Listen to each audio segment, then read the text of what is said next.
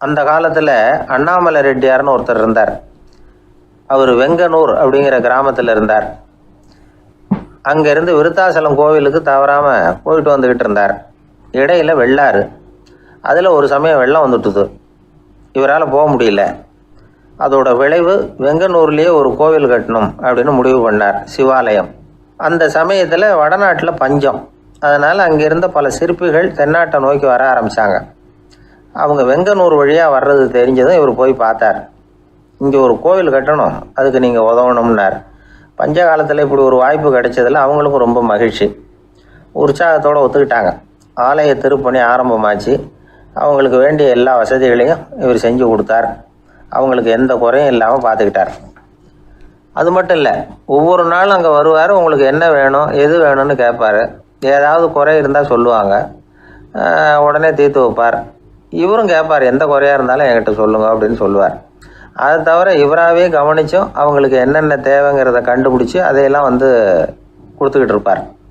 என்ன தேவைன்னாலும் அதை நிறைவேற்றி வச்சுருவார். அந்த சிற்பிகளின் தலைவன் ஒருத்தன், அந்த ஆளுக்கு வெத்தலை பாக்கு போடுறது பழக்கம். இதை தெரிஞ்சுக்கிட்டு அதுக்காகவே ஒரு ஆளை ஏற்பாடு பண்ணார். வேணுங்கிறப்போலாம் நீ வெத்தலை சிவல் மடித்து கொடுக்க வேண்டியது உன் வேலை அப்படின்னு ஒருத்தனை ஏற்பாடு பண்ணிட்டார். இப்படியெல்லாம் செஞ்சதும் அவங்களுக்கும் ரொம்ப உற்சாகம். ரொம்ப பொறுப்பாக சிற்ப வேலைகளை செஞ்சுக்கிட்டு இருக்கிறாங்க.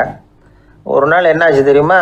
அந்த சிற்பிகளின் தலைவன் ரொம்ப நுணுக்கமாக ஒரு வேலையை செஞ்சுக்கிட்டு இருக்கிறான். சாரம் போட்டு அது மேலே படுத்துக்கிட்டு அண்ணாந்து பார்த்து உச்சியில் நுணுக்கமான சிற்பங்களை உருவாக்கிக்கிட்டு இருக்கான். சிற்பியின் கவனம் செதறப்படாதுங்கிறதுனால இவர் மெதுவாக சத்தம் போடாமல் கிட்ட போய் நின்று அதை கவனிச்சிக்கிட்டு இருக்கிறார். அந்த சிற்பி வழக்கம் போல் வெத்தலை பாக்குக்காக இடது கையை கீழே நீட்டினான். அந்த சமயம் பார்த்து அவருக்கு தாம்பூலம் கொடுக்குறவன் அங்கே இல்லை, எங்கேயோ போயிருக்கிறான். அண்ணாமலை ரெட்டியார் என்ன பண்ணார் தெரியுமா? தனக்காக கொடுக்கப்பட்ட தாம்பூலத்தை வாங்கி சிற்பியின் கையில் கொடுக்குறார். அவன் வாங்கி போட்டுக்கிட்டான். இது என்ன இன்னைக்கு வெத்தலை சீவல் வேறு மாதிரி இருக்குது, வாசனை தாம்பூலமாக இருக்குது அப்படின்னு யோசனை பண்ணிவிட்டு கீழே திரும்பி பார்க்குறார். பார்த்தா ரெட்டியார் மறுபடியும் சிற்பி கை நீட்டும் பொழுது கொடுக்கறதுக்காக தாம்பூலத்தை மடித்து வாங்கி வச்சுக்கிட்டு தயாராக நிற்கிறார். சிற்பிக்கு அதிர்ச்சி. உடனே பொத்துன்னு கீழே குதிச்சான். ஐயா, என்ன இது நீங்களா அப்படின்னா. இவர் சொன்னார், நான் ஒன்றும் தப்பு பண்ணலையே, உன்னுடைய கை புண்ணியம் செஞ்ச கை, கோயில் கட்டுற கை, அந்த கைக்கு தாம்பூலம் கொடுக்கறதுல என்ன தப்பு அப்படின்னாராம். ஏற்கனவே பஞ்சத்தில் அடிபட்டு வந்த எங்களை நீங்கள் ஆதரித்ததே பெரிய விஷயம். இந்த செயல் என்னை ஒரு பெரிய கடனாளி ஆகிவிட்டுது. ஐயா, எங்களுக்கு உணவு உடை இதை மட்டும் நீங்கள் கொடுத்தா போதும், ஊதியம்னு எதுவும் வாங்க மாட்டோம் அப்படின்னு நானும். அந்த சிற்பி எவ்வளோ வற்புறுத்தியும் எதுவும் வாங்கிக்கலையாம். இந்த செய்தியை தமிழ் தாத்தா டாக்டர் ஊவேசா சொல்லியிருக்கிறார். அந்த காலத்தில் எப்படிப்பட்டவங்கள்லாம் வாழ்ந்துருக்கிறாங்க பாருங்கள். இந்த காலத்தில் ஒருத்தர் கோவில் கட்டினார், வேலை செய்கிற எல்லாருக்கும் சாப்பாடு போடுவார். சிற்ப வேலை செஞ்சுட்டு சாப்பிட வர்ற ஒவ்வொருத்தர் கையையும் அன்பாக பிடிச்சி முத்தம் கொடுத்து உள்ளே அனுப்புவார். அந்த கைகளுக்கு நீங்கள் கொடுக்குற மரியாதையாது அப்படின்னு கேட்டாங்க. அது இல்லைங்க, ஏற்கனவே முதல் பந்தியில் சாப்பிட வந்தவன் மறுபடியும் வர்றானான்னு கண்டுபிடிக்கிறதுக்காக கையை பிடிச்சி மோந்து பார்க்குறேன் அப்படின்னாராம் அவர்.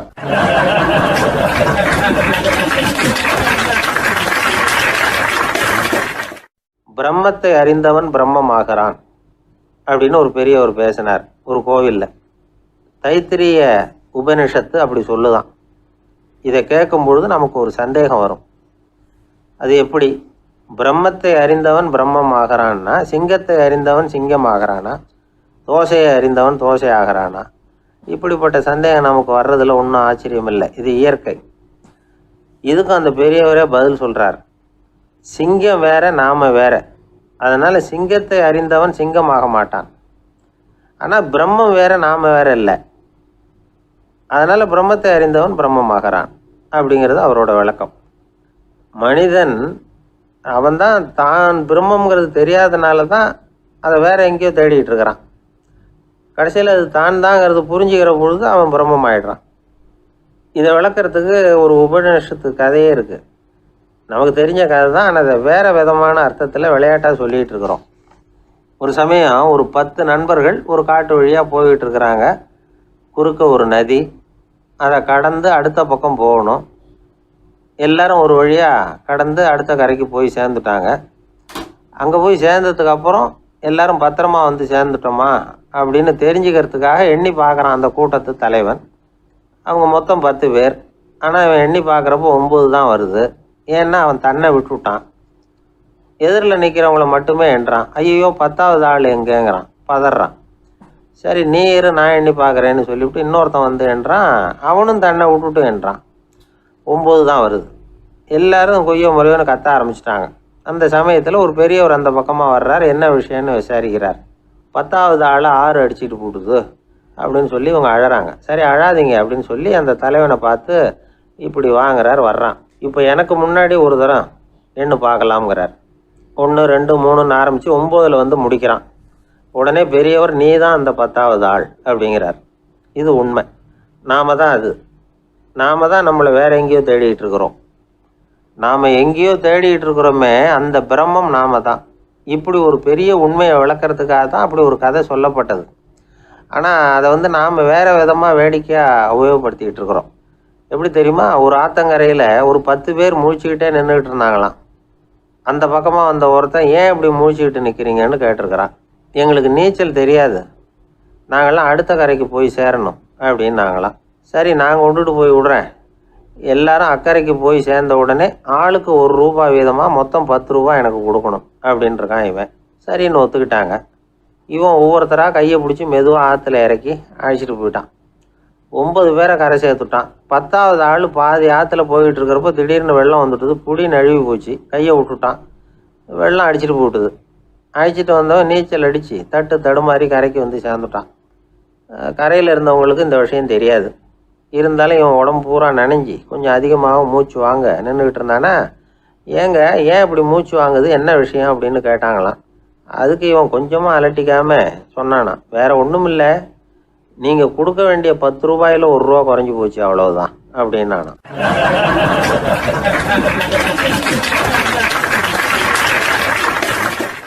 ஒரு ஆள் ராமகிருஷ்ணரை தேடி வந்தான். அவன் கையில் 1000 பொற்காசுகள் வச்சுருந்தான். அதை அவர்கிட்ட கொடுத்து இதை ஏற்றுக்கணும் அப்படின்னு ரொம்ப பணிவாக கேட்டுக்கிட்டான். அவர் பார்த்தார், இது எனக்கு தேவையில்லை, ஆனாலும் உன்னுடைய மனசை புண்படுத்துறதுக்கு நான் விரும்பலை, அதனால் நீ கொடுக்குறத வாங்கிக்கிறேன்னார். வாங்கிக்கிட்டார்.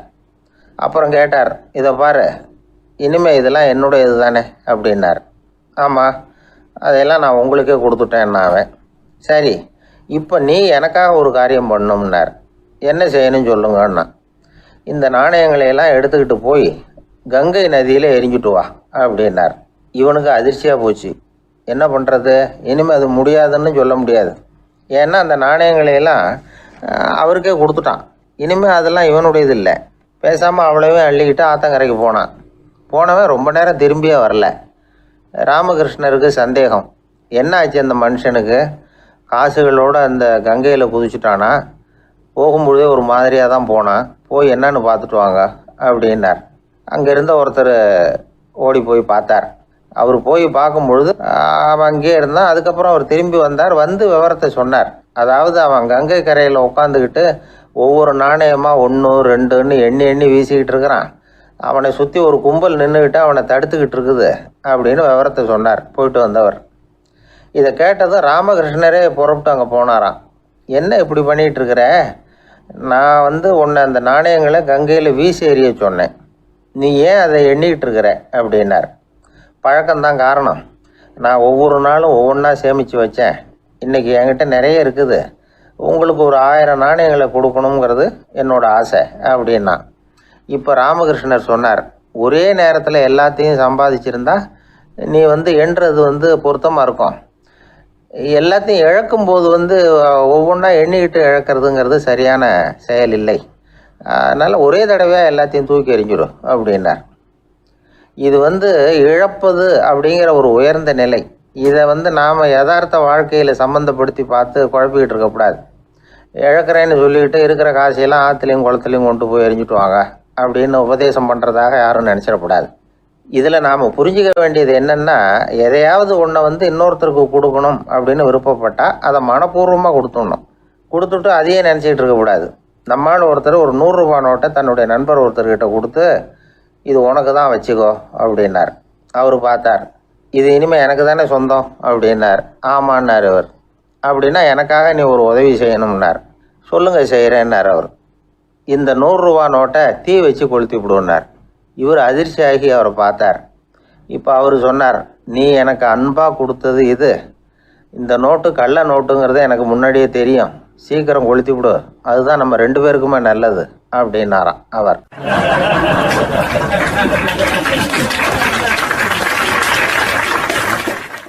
ஏங்க எங்கே போயிட்டு வரீங்க அப்படின்னு கேட்டேன். எனக்கு வேண்டப்பட்ட ஒருத்தரை பார்த்து. ஆஸ்பத்திரிக்குன்னார். எந்த ஆஸ்பத்திரிக்குன்னே? மாட்டு ஆஸ்பத்திரிக்குன்னார். என்ன விஷயம்னே? மாமனாருக்கு உடம்பு சரியில்லை, அதுதான் மாட்டு ஆஸ்பத்திரிக்கு போயிட்டு வரேன்னார். அட பாவி, அதுக்கு அந்த ஆஸ்பத்திரிக்காக போவாங்க அப்படின்னு ஆச்சரியமா. அட அது இல்லைப்பா, முதல்ல எங்கள் குடும்ப டாக்டர் தான் தேடிக்கிட்டு போனேன்.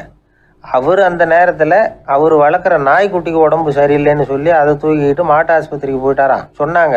அதனால் அங்கே போய் அவரை சந்தித்து விஷயத்தை சொல்லிவிட்டு வர்றேன்னார். அப்புறம் தான் எனக்கு கொஞ்சம் நிம்மதியாக இருந்தது. பொதுவாக நமக்கு தெரிஞ்ச வரையில் டாக்டர்கள் 2 வகை. நமக்கு வைத்தியம் பண்ணுற டாக்டர்கள் ஒரு வகை, நம்மக்கிட்ட இருக்கிற ஆடு மாடு கோழிக்கு வைத்தியம் பண்ணுற டாக்டர்கள் ஒரு வகை. இப்போ தான் எனக்கு தெரியும் இன்னொரு வகையான டாக்டர்களும் உண்டுங்கிறது. அது யாருன்னா பூச்சிகளுக்கு வைத்தியம் பண்ணுற டாக்டர்கள், அதாவது பூச்சி டாக்டர்கள். வெளிநாடுகளில் அப்படிலாம் கூட சில பேர் இருக்கிறாங்க. பிரிட்டனில் யார்க்ஷயர் வட்டாரத்தில் ராதர்ஹாம் அப்படின்னு ஒரு ஊர். அங்கே ஒரு விலங்கியல் மருத்துவர் பேர் டாக்டர் லான்ஸ் ஜெப்சன். அவர் ஆஸ்பத்திரி வாசலில் பார்த்தீங்கன்னா தினமும் நிறைய பேர் நின்றுக்கிட்டு இருப்பாங்க. கையில் கண்ணாடி குடுவை, தகர டப்பா இப்படி ஏதாவது இருக்கும். அதுக்குள்ளே ஏதாவது பூச்சிகள் இருக்கும். அதுக்கு வைத்தியம் பண்ணுறதுக்காக வந்தவங்க தான் அவங்க எல்லாம். சிலந்தி பூச்சி, பல்லி, தேளு, பாம்பு இப்படி ஏதாவது இருக்கும்.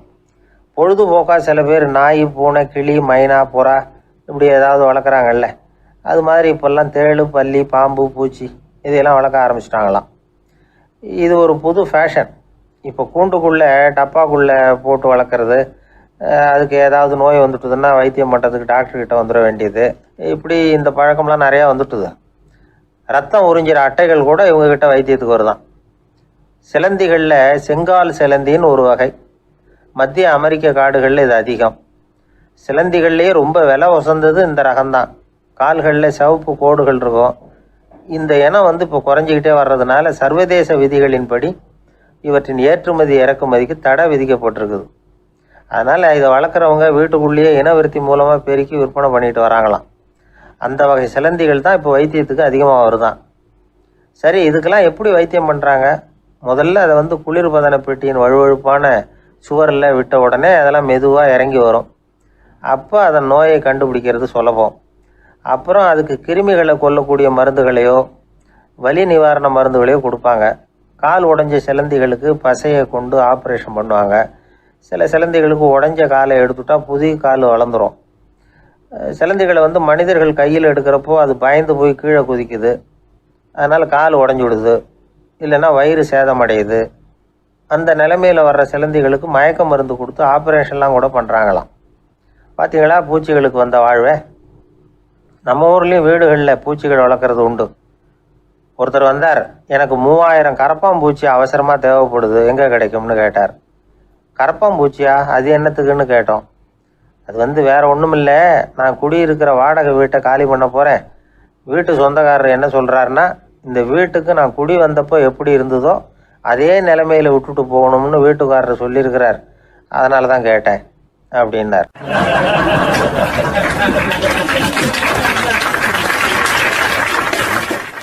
ஒரு தந்தை தன்னோட பிள்ளைய ரொம்ப தைரியசாலியாக வளர்க்கணும்னு ஆசைப்பட்டார்.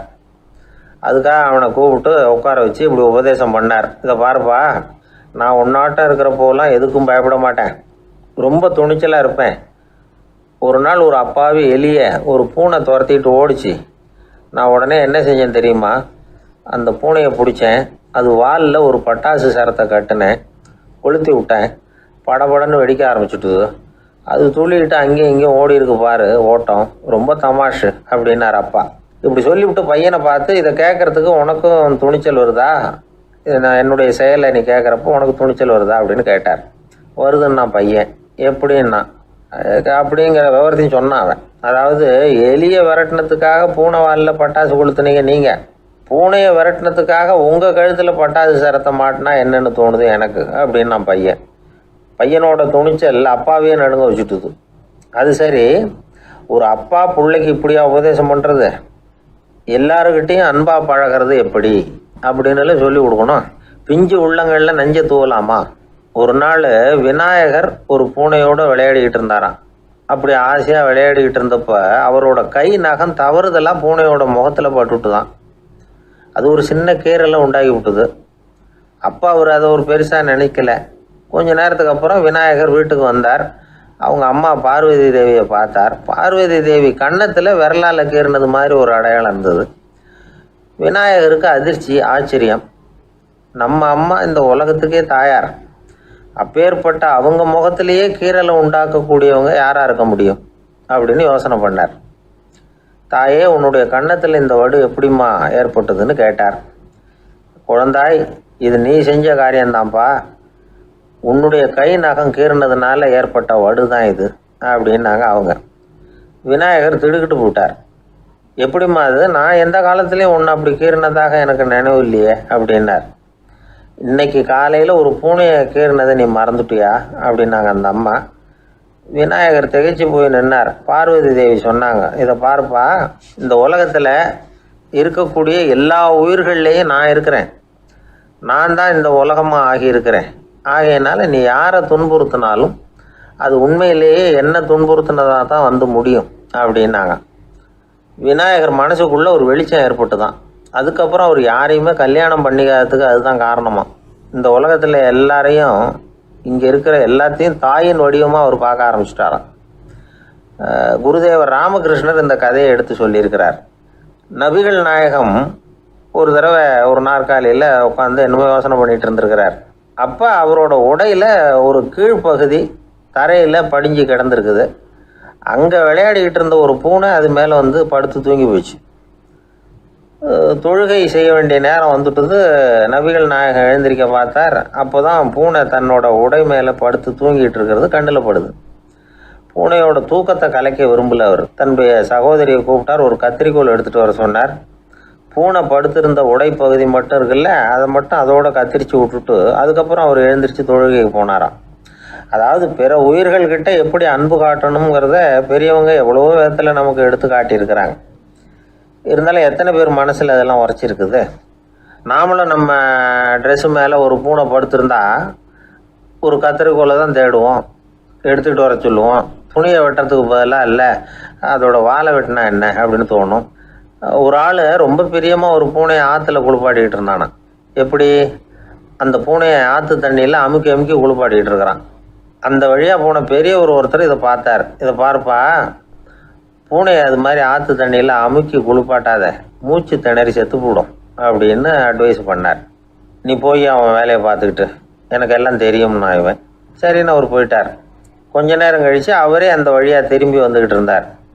ஆற்றுல பூனையை குளிப்பாட்டிக்கிட்டு இருந்தவன் அழுதுகிட்டு உட்காந்துருக்கிறான். பக்கத்தில் அந்த பூனை செத்து கிடக்குது. இதை பார்த்தார் பெரியவர். நான் தான் அப்போவே சொன்னேனே அந்த பூனையை ஆற்றுல நினைக்காதேன்னு, அதை கேட்டிருந்தா இப்படி ஆயிருக்குமா அப்படின்னார்.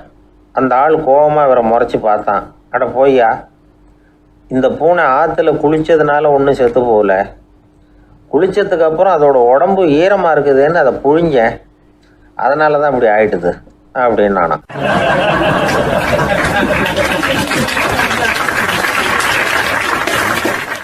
உலகத்தில் எது எதுக்கோ ஆராய்ச்சி கூடங்கள் இருக்குதுல்ல, அது மாதிரி தூக்கத்தை பற்றி ஆராய்ச்சி பண்ணுறதுக்கு ஒரு ஆராய்ச்சி கூடம் இருக்குது.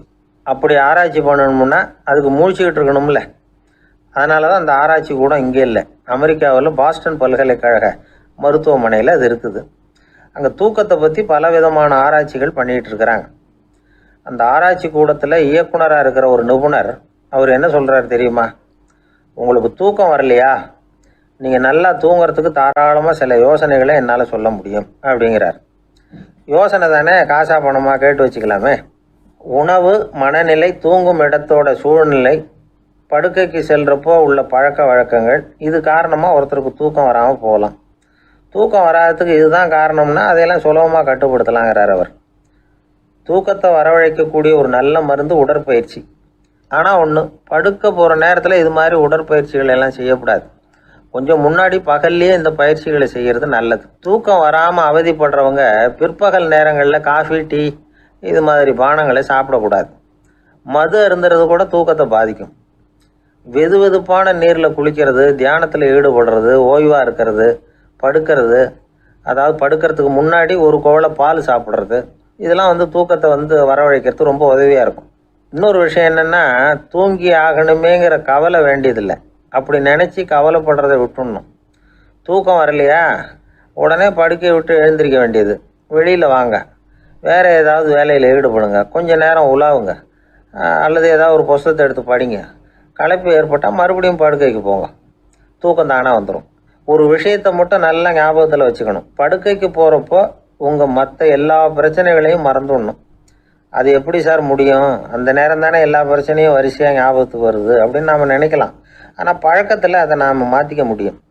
கொஞ்சம் முயற்சி பண்ணணும், அவ்வளோதான். இது எல்லாமே ஆராய்ச்சி பண்ணி பார்த்துட்டு அந்த நிபுணர் சொல்கிற கருத்து தான். இன்னொரு விஷயமும் அவர் சொல்கிறார். அது என்னென்னா, உடல் கோளாறு காரணமாக தூக்கம் வராமல் அவதிப்படுறவங்களுக்கெல்லாம் இந்த யோசனைகள் சரியாக வராது அப்படிங்கிறார். அதுக்கெல்லாம் மருத்துவ சிகிச்சை கொடுத்து தான் சரி பண்ணணும். சில பேருக்கு நடு ராத்திரியில் மூச்சு திணறல் ஏற்பட்டு தூக்கம் வராமல் போயிடும். ஊரெல்லாம் தூங்குறப்ப தான் மட்டும் தூங்காமல் மூழ்கிட்டு இருக்கிறது, ஊரெல்லாம் மூழ்கிட்டு இருக்கிறப்போ தான் மட்டும் தூங்குறது, இது மாதிரி கோளாறுகளால் சில பேர் பாதிக்கப்படலாம். காலு தசை முறுக்கிக்கிறதுனால சில பேருக்கு அடிக்கடி விழிப்பு வரலாம். மன அழற்சி காரணமாக சில பேருக்கு தூக்கம் வராது. இது மாதிரி கோளாறுகளுக்கெல்லாம் அதுக்கு தகுந்த மாதிரி சிகிச்சை கொடுத்து தான் சரி பண்ண வேண்டியிருக்கும். எந்த கோளாறும் இல்லாமல் தூக்கம் வரலைன்னா ஆரம்பத்தில் சொன்ன முறைகளை கடைபிடிச்சு பார்க்கலாம். தூக்கம் வந்ததுன்னா யோசனை சொன்ன அந்த நிபுணருக்கு நன்றி சொல்லலாம். ஒருத்தர், ஏன் சார் பஸ்ஸில் தூங்குறது கெட்ட பழக்கமானு கேட்டார். இல்லையே, நான் கூட பஸ்ஸில் போகிறப்ப தூங்கிட்டு தானே போவேன் அப்படின்னார் இன்னொருத்தர். அப்புறம் ஏன் என்ன டிரைவர் வேலை வேணாம்னு வீட்டுக்கு அனுப்பி வச்சுட்டாங்க அப்படின்னாராம் அவர்.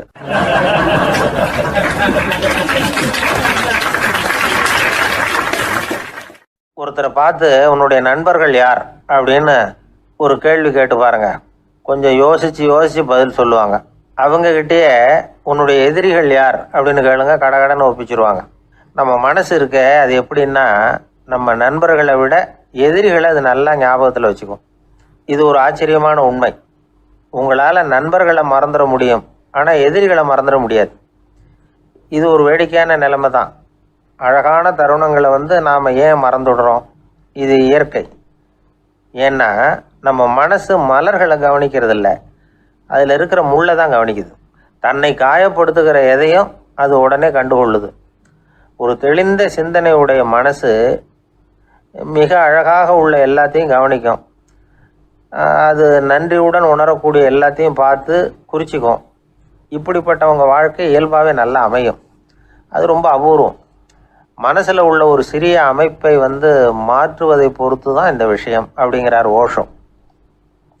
ஒரு யூத கோவில் இருந்து தான், அது யூதர்களின் மடமாகவும் இருந்தது. அங்கே ஒரு தலைமை குரு, அவர் ரொம்ப கண்டிப்பானவர்.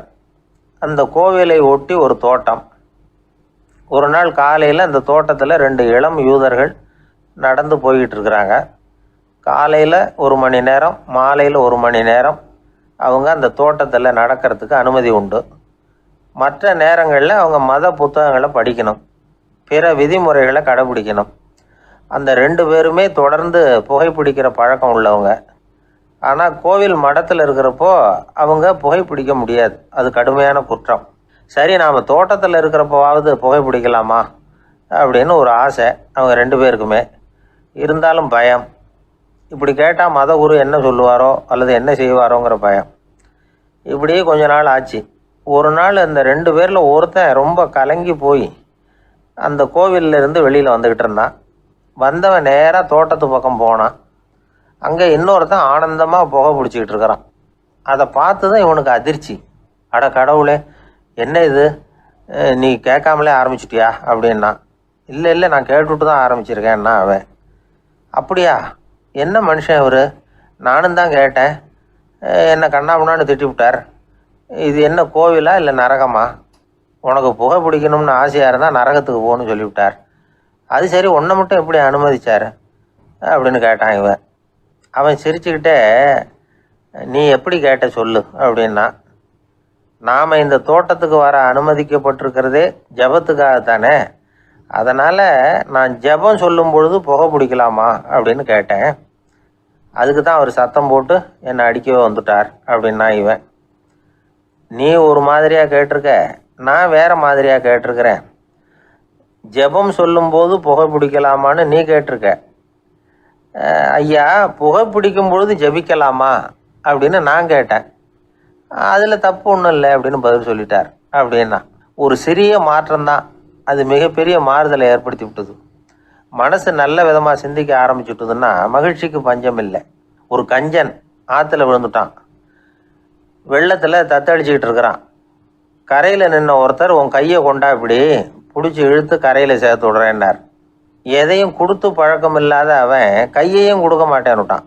இவர் பார்த்தார், உன் கையை கொடுன்னு சொல்கிறதுக்கு பதிலாக நான் என் கையை கொடுக்குறேன் பிடிச்சிக்கோ அப்படின்னார். அவன் கப்புன்னு பிடிச்சிக்கிட்டான், இழுத்து கரையில் போட்டார்.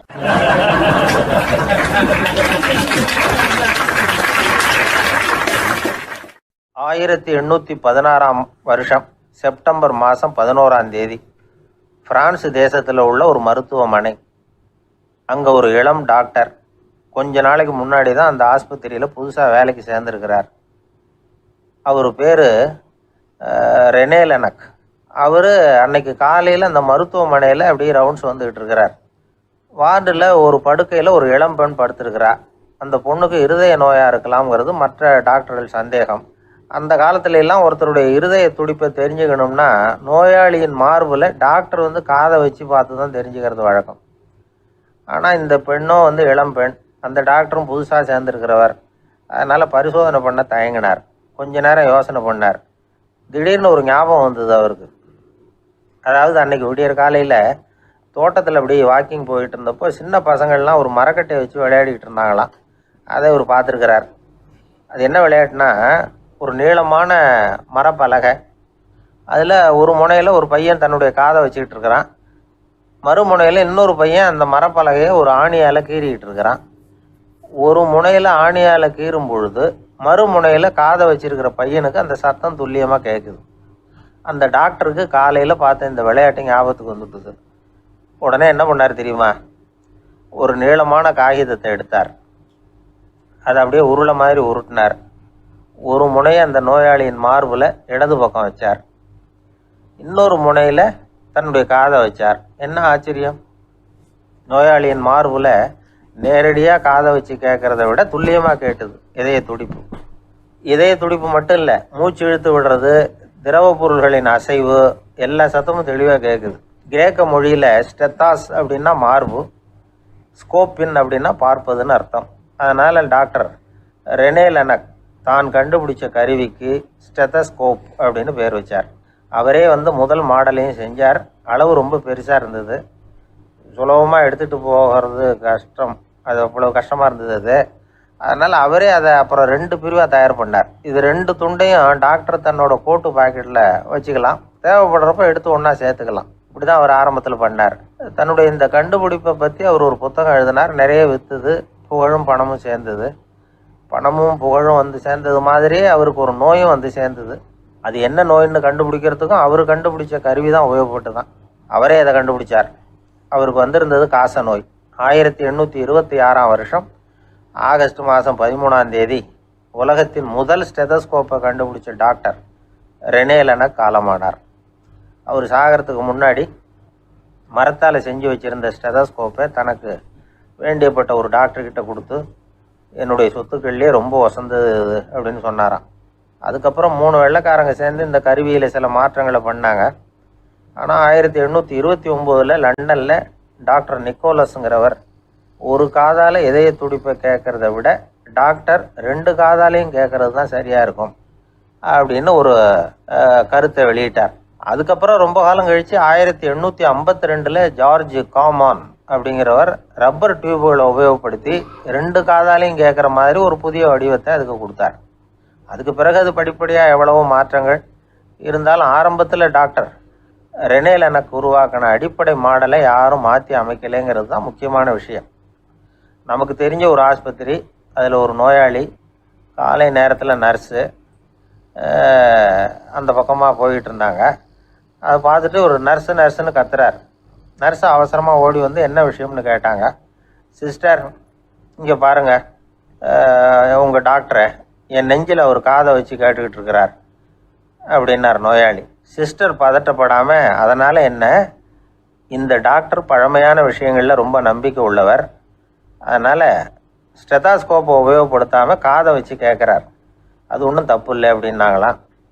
ஐயோ, அதுக்காக இல்லை சிஸ்டர், இவர் என் நெஞ்சு மேலே தலையை வச்சது நேற்று ராத்திரி 9 மணி, இப்போ விடிஞ்சு போச்சு, இன்னமும் தலையை எடுக்கவே இல்லை, அதுக்காக தான் சந்தேகப்பட்டு உங்களை கூப்பிடுறேன் அப்படின்னாராம்.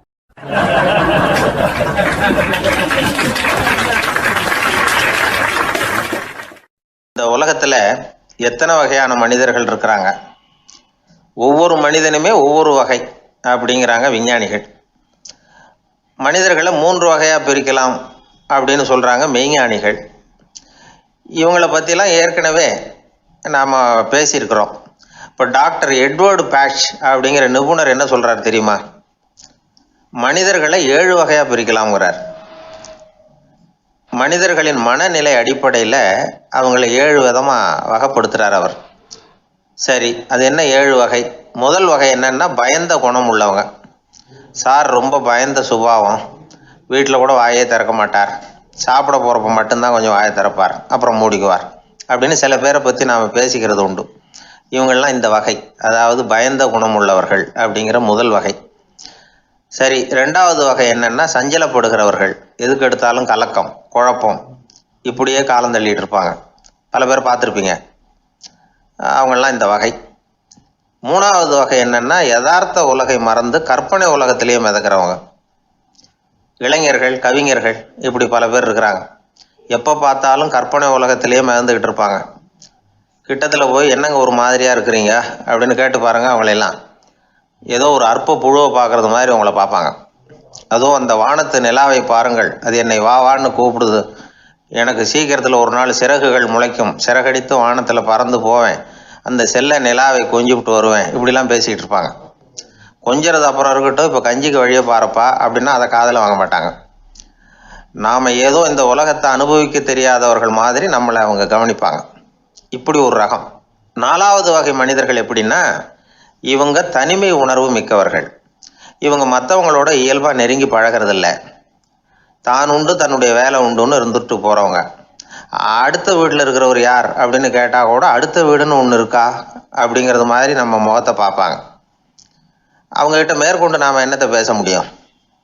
இப்படி ஒரு வகை. 5வது வகை மனிதர்கள் எப்படின்னா, இவங்க மற்றவங்க செல்வாக்குக்கு உட்பட மறுப்பவர்கள். அடுத்தவங்களோட செல்வாக்குக்கு இவங்க ஆட்படுறதில்ல. நான் யார் தெரியுமான்னு கேட்டால் அதை தெரிஞ்சுட்டு எனக்கு என்ன ஆக போகுதும்பாங்க. இவங்கெல்லாம் அந்த ரகம். 6வது வகை மனிதர்கள் எப்பவும் எதுலேயும் பற்று இல்லாமல் இருக்கிறவங்க. இது ஒரு துறவு மனப்பான்மை. இயல்பாகவே சில பேர் இப்படி உண்டு, அவங்களுக்கு எதுலேயும் ஒரு ஈடுபாடு இருக்காது. அப்படிப்பட்டவங்கெல்லாம் 6வது வகை. 7வது வகை மனிதர்கள் மற்றவங்க கவலையை தன்னுடையதாக ஆக்கிக்கிட்டு கவலைப்படுறவங்க. இவங்கெல்லாம் மகாத்மாக்கள். தாம் வேறு அடுத்தவங்க வேறு அப்படிங்கிற எண்ணம் இவங்களுக்கு வர்றதில்லை. அதனால் அடுத்தவங்களுக்கு ஒரு துன்பம் வந்ததுன்னா இவங்களால சும்மா இருக்க முடியறதில்லை. ஆக கூடி இப்படி 7 விதமான மனிதர்களை அடையாளம் காட்டுறார் அந்த நிபுணர். இதில் நாம் எந்த வகையில் வர்றோம் அப்படிங்கிறத நாம் தான் அடையாளம் கண்டுபிடிக்கணும். எனக்கு தெரிஞ்ச ஒரு மனிதர் உண்டு. அவர் ஒரு வித்தியாசமான வகை. எதையும் நடைமுறை சாத்தியமாக சிந்திக்கிறவர். எப்பவும் அடுத்தவங்களும் நல்லா இருக்கணும், நாமும் நல்லா இருக்கணும் அப்படின்னு ஆசைப்படுறவர். அவருக்கு ஒரு சமயம் திடீர்னு உடம்பு சுகம் இல்லாமல் போயிட்டுது. டாக்டர்கிட்ட போனார், பணம் கொடுத்தார், வைத்தியம் பார்த்துக்கிட்டார். அவர் எழுதி கொடுத்த மருந்து சீட்டை வாங்கினார். ஒரு மருந்து கடைக்கு போனார், பணம் கொடுத்தார், மருந்து வாங்கினார். அதை எடுத்துகிட்டு வீட்டுக்கு வந்தார். அதுக்கப்புறம் அந்த மருந்து அவர் சாப்பிட்ணும்ல, சாப்பிடவே இல்லை, அப்படியே சும்மா வச்சுட்டார். அவரை பார்த்து கேட்டேன், ஏன் சார் இப்படி பண்ணுறீங்க, வீண் செலவு தானே இது, நீங்கள் ஏன் டாக்டர்கிட்ட போய் பணம் செலவு பண்ணினீங்கன்னு கேட்டேன். அவர் சொன்னார், டாக்டர் வாழணும் இல்லையா, அதனால தான் அப்படின்னார். சரி, அப்புறம் ஏன் மருந்து வாங்கினீங்க அப்படின்னு கேட்டேன். மருந்து கடைக்காரர் வாழணும் இல்லையா, அதனால தான் அப்படின்னார். சரி, அப்புறம் ஏன் வாங்கின மருந்து சாப்பிடாம வச்சுட்டீங்க அப்படின்னதுக்கு, நான் வாழணும் இல்லையா, அதனால தான் அப்படின்னார். இவர் வாழ்க்கையை புரிஞ்சுக்கிட்டவர். இப்படி வாழ்க்கையை புரிந்து கொண்டு வாழ தெரிஞ்சுக்கணும். எந்த வகை மனிதர் நாம் அப்படிங்கிறத புரிஞ்சுக்கிட்டு வாழ்ந்தோம்னா வாழ்க்கையில் வெற்றி நிச்சயம்.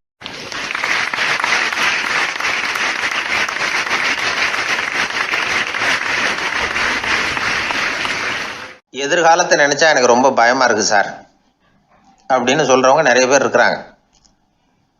அதாவது பயப்படாத மனிதர்கள்னு யாருமே கிடையாது. ஒவ்வொருத்தருக்கும் ஒவ்வொரு விதமான பயம் இருந்தாலும் ஒட்டுமொத்தமாக பார்க்குறப்போ மனிதனுக்கு 6 விதமான பய உணர்வுகள் வரலாம் அப்படின்னு பெரியவங்க சொல்கிறாங்க. எல்லா விதமான பயமும் இந்த 6 வகைக்குள்ள அடக்கம். அந்த 6 வகை பயமும் 6 எதிரிகள் மாதிரியாம். 6 எதிரிகளையும் புரிஞ்சுக்கிட்டோம்னா போதும், வாழ்க்கையில் சுலபமாக வெற்றி அடைய முடியும். சரி, அந்த 6 வகை பயம் என்னென்ன அப்படின்னு பார்ப்போம். முதல்ல வறுமை பற்றிய பயம், 2வது பழிச்சொல் பற்றிய பயம், 3வது உடல் நலம் பாதிப்பு பற்றிய பயம், 4வது என்னன்னா காதல் தோல்வி, 5வது முதுமை, 6வது மரணம். அதாவது பயப்படுறதுங்கிறது ஒரு மனநிலை தான். இந்த மனநிலையை கட்டுப்படுத்த முடியும், திசை திருப்ப முடியும். சரி, இந்த பயங்களின் அறிகுறிகள் எப்படி இருக்கும்? வறுமை பற்றிய பயம் அப்படின்னு முதல்ல சொன்னோம் இல்லையா, அந்த பயத்தின் அறிகுறிகளை தெரிஞ்சுக்குவோம். எதுலேயும் அக்கறை இல்லாமல் இருக்கிறது, ஒரு குறிக்கோள் இல்லாமல் இருக்கிறது, வறுமையை சகிச்சுக்கிறது, வாழ்க்கையில் கிடைக்கிறது எதுவாக இருந்தாலும் ஆட்சேபனை இல்லாமல் ஏற்றுக்கிறது, மனசாலும் உடம்பாலும் சோர்ந்து போயிருக்கிறது, ஆர்வம், முனைப்பு, கற்பனை திறன் எதுவுமே இல்லாமல் இருக்கிறது. இதெல்லாம் தான் அந்த வறுமை பற்றிய பயத்தின் அறிகுறிகள். அந்த அடுத்தது ஒன்று பார்த்தோமே, பழிச்சொல் பற்றிய பயம். அதாவது அடுத்தவங்க நம்மளை குறை சொல்லி விடுவாங்களோ அப்படிங்கிற பயம். இதுக்கு அறிகுறி என்ன தெரியுமா? புதியவர்களை சந்திக்கிறதுக்கு பயப்படுறது, முடிவு எடுக்க முடியாமல் குழம்புறது, பிரச்சனைகளை தவிர்க்க விரும்புறது, தாழ்வு மனப்பான்மை, வரவுக்கு மீறி செலவு செஞ்சு இமேஜை உயர்த்திக்கிறது, குறிக்கோள் இல்லாத வாழ்க்கை, இதெல்லாம் தான் அதுக்கு அறிகுறிகள். 3வது பயம் உடல் நலம் பாதிப்பு பற்றிய பயம், அதாவது நோய் பற்றிய பயம். ஒரு உண்மை என்ன தெரியுமா? டாக்டரை சந்திக்கிற மனிதர்களில் 75% பேர் தங்களுக்கு நோய் வந்துட்டுதுங்கிற கற்பனையில் இருக்கிறவங்களாம். நிஜமாவே நோய் கிடையாதான் அவங்களுக்கு.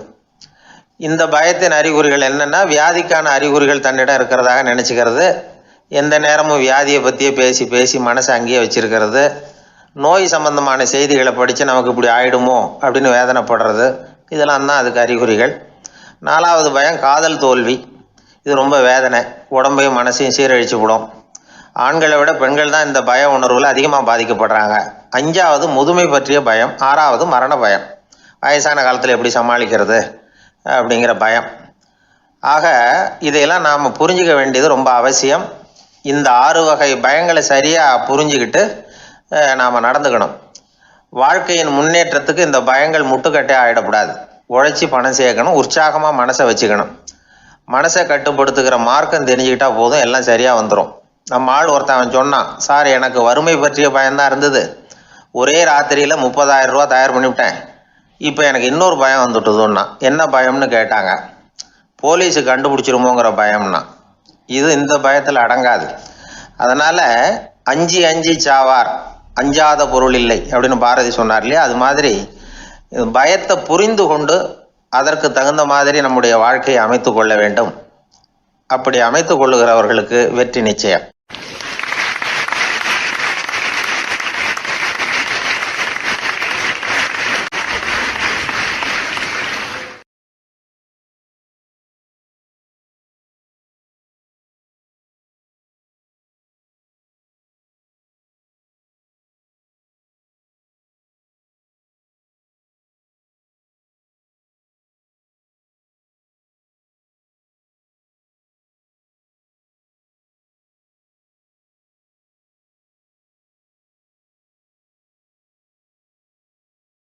ஆர்வமா பார்த்தேன்.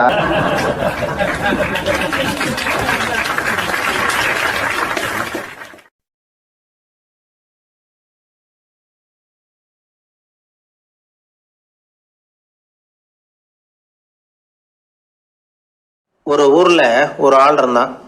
அவனுக்கும் அவன் மனைவிக்கும் சண்டை. இவன் கோவிச்சுக்கிட்டு வீட்டை விட்டு வெளியில வந்துட்டான். நேரா தன்னுடைய நண்பன் ஒருத்தனை தேடிட்டு போனான். அந்த நண்பன் எப்படின்னா, எதுக்கும் அசர மாட்டான், எப்பவும் மகிழ்ச்சியாக இருப்பான். அவங்ககிட்ட போய் இவன் யோசனை கேட்டான். அது சரி, நீ எப்படி எப்பவும் மகிழ்ச்சியாக இருக்கிற, என்னால் அப்படி இருக்க முடியலையே அப்படின்னு கேட்டான். என்ன நடந்தது சொல்லுன்னா அவன். வீட்டில் எனக்கும் என் மனைவிக்கும் தகராறு, நிம்மதி இல்லை. அதுதான் இங்கே வந்தேன், உங்ககிட்ட யோசனை கேட்கலாமேன்னு அப்படின்னு விவரத்தை சொன்னான். அதை கேட்டுவிட்டு அதுக்கப்புறமா இவன் சொன்னான், இந்த பாருப்பா, இது ஒன்றும் பெரிய விஷயம் இல்லை. எனக்கு 2 மனைவிகள், 2 வீடு. ஒரு வீட்டில் சண்டை வந்துட்டுதுன்னா நேராக இன்னொரு வீட்டுக்கு வந்துடுவேன். இங்கே சண்டை வந்துட்டுதுன்னா நேராக அங்கே போயிடுவேன். 2 குடும்பம் இருக்கிறதுனால இப்படி ஒரு வசதி. இதுதான் என்னுடைய மகிழ்ச்சியின் ரகசியம் அப்படின்னு நானா. ஓ அப்படியா விஷயம், இப்போ புரிஞ்சுக்கிட்டேன், உன்னுடைய யோசனைக்கு ரொம்ப நன்றி அப்படின்னு சொல்லிவிட்டு அவன் திரும்பி வந்துட்டான். அங்கே இங்கே தேடினான். ஒரு வாரத்துக்குள்ளே இன்னொரு பொண்ணை தேடி கண்டுபிடிச்சி கல்யாணம் பண்ணிட்டான். இப்போ இவனுக்கும் 2 வீடு ஆகிட்டுது. அதுக்கப்புறம் என்னாச்சு தெரியுமா, இவன் 2வதாக கல்யாணம் பண்ணிக்கிட்டு வந்தானே, இந்த செய்தி முதல் மனைவிக்கு தெரிஞ்சு போச்சு. போனான், அது கழுத்தை பிடிச்சி வெளில தள்ளி விட்டு கதவை சாத்தி விட்டுது. இனிமேல் இந்த பக்கம் வராத, எனக்கு தெரியாமல் எப்படி நீ இன்னொரு கல்யாணம் பண்ண அப்படின்னு சொல்லி அடித்து விரட்டி விட்டுது. இவன் அதனால் என்ன பரவாயில்லன்னு 2வது மனைவி வீட்டுக்கு போனான். அங்கே பார்த்து, நீ எனக்கு கல்யாணம் பண்ணுறதுக்கு முன்னாடி ஏற்கனவே உனக்கு கல்யாணம் ஆச்சுங்கிற விஷயத்தை ஏன் என்கிட்ட சொல்லலை அப்படின்னு சொல்லி அதுவும் கழுத்தை பிடிச்சி வெளில தள்ளி விட்டுது. இவன் வீதிக்கு வந்துட்டான். இங்கேயும் போக முடியல, அங்கேயும் போக முடியல. என்ன இது, அவன் சொல்லி கொடுத்த யோசனை ஒன்றும் சரியாக வரலையே அப்படின்னு யோசனை பண்ணிக்கிட்டே நடந்தான். வழியில் ஒரு பாழடைஞ்ச மண்டபம். சரி, இன்னைக்கு ராத்திரி இங்கேயே படுத்துருவோம், வேறு எங்கேயும் போய் படுத்து தூங்க முடியாது, அதான் 2 பேரும் விரட்டி விட்டாங்களே, என்ன பண்ணுறது அப்படின்னு சொல்லி அந்த மண்டபத்தில் போய் ஒரு தூணில் ஓரமாக சாஞ்சி உக்காந்தான். அப்போ எதிர்த்தாப்புல இன்னொரு தூண் ஓரமாக யாரோ அசைகிறது மாதிரி தெரிஞ்சுது, லேசான இருட்டில். யாரப்பா அது அப்படின்னு கிட்ட போய் பார்க்குறான். அப்புறம் தான் தெரியுது, அவன் யார் தெரியுமா, இவனுக்கு யோசனை சொன்னான்ல 2 கல்யாணம் பண்ணிக்கணும்னு சொல்லி, அவன் அங்கே படுத்து கிடக்குறான். டேய் நீ எப்படிறா இங்கே வந்த அப்படின்னா, 2 வீட்லேயும் சண்டை வந்துட்டுது, அதுதான் இங்கே வந்தேன், படுத்து தூங்கலாமேன்னு அப்படின்னா. 2 வீடு இருக்கிறது சௌரியம்னு என்கிட்ட சொன்னியப்பா அப்படின்னா இவன். நான் அப்படி சொன்னதுக்கு ஒரு காரணம் உண்டுன்னா அவன். என்னடா காரணம்னு கேட்டான். அது வேற ஒன்றும் இல்லை, தினமும் ராத்திரி இல்லை இந்த மண்டபத்தில் தனியாக படுக்கிறதுக்கு எனக்கு பயமாக இருந்தது, எனக்கு ஒரு துணை தேவைப்பட்டது, அதுக்காக தான் உங்ககிட்ட அப்படி ஒரு யோசனை சொன்னேன். இப்போ நீ வந்ததுனால எனக்கு துணை கிடச்சிட்டுது. இப்போ நம்ம 2 பேரும் துணையாக இங்கே படுத்துக்கலாம், நீ அந்த தூணில் சாஞ்சிக்கோ, நான் இந்த தூணில் சாஞ்சிக்கிறேன் அப்படின்னு சொல்லி படுத்து தூங்க ஆரம்பிச்சிட்டானோ. அதாவது நம்ம வாழ்க்கையில் முடிவுகள் எடுக்கிற விஷயத்தில் இந்த ஆள் மாதிரி தான் பல பேர் நடந்துக்கிறோம் அப்படிங்கிறார். அதாவது உலக புகழ்பெற்ற மனோதத்துவ மேதை ஸ்காட் பெக் அப்படிங்கிறவர். அதாவது வீட்டுக்கு தேவையான பொருள்கள் வாங்குறதுலேருந்து கல்யாணம் பண்ணுறது, வீடு கட்டுறது வரைக்கும் அடுத்தவங்க பேச்சை கேட்டு வீணாக போகிறவங்க தான் அதிகம். அறிவுரை கேட்கறதுல தப்பு இல்லை, ஆனால் அதுக்கப்புறம் அதை பற்றி சரியாக சிந்திச்சு பார்க்கறதில்ல, அதுதான் தப்பு. சில பேர் அறிவுரை சொல்கிறதுலேயே ரொம்ப தெளிவாக இருப்பாங்க. ஏன் சார் 2 சம்சாரத்தோட குடும்பம் நடத்துறது ரொம்ப கஷ்டமானு கேட்டாராம் ஒருத்தர். அது எனக்கு தெரியாதுங்க அப்படின்னாராம் அவர். ஏன்னு கேட்டிருக்கார். ஏன்னா எனக்கு 3 சம்சாரம் அப்படின்னாராம் அவர்.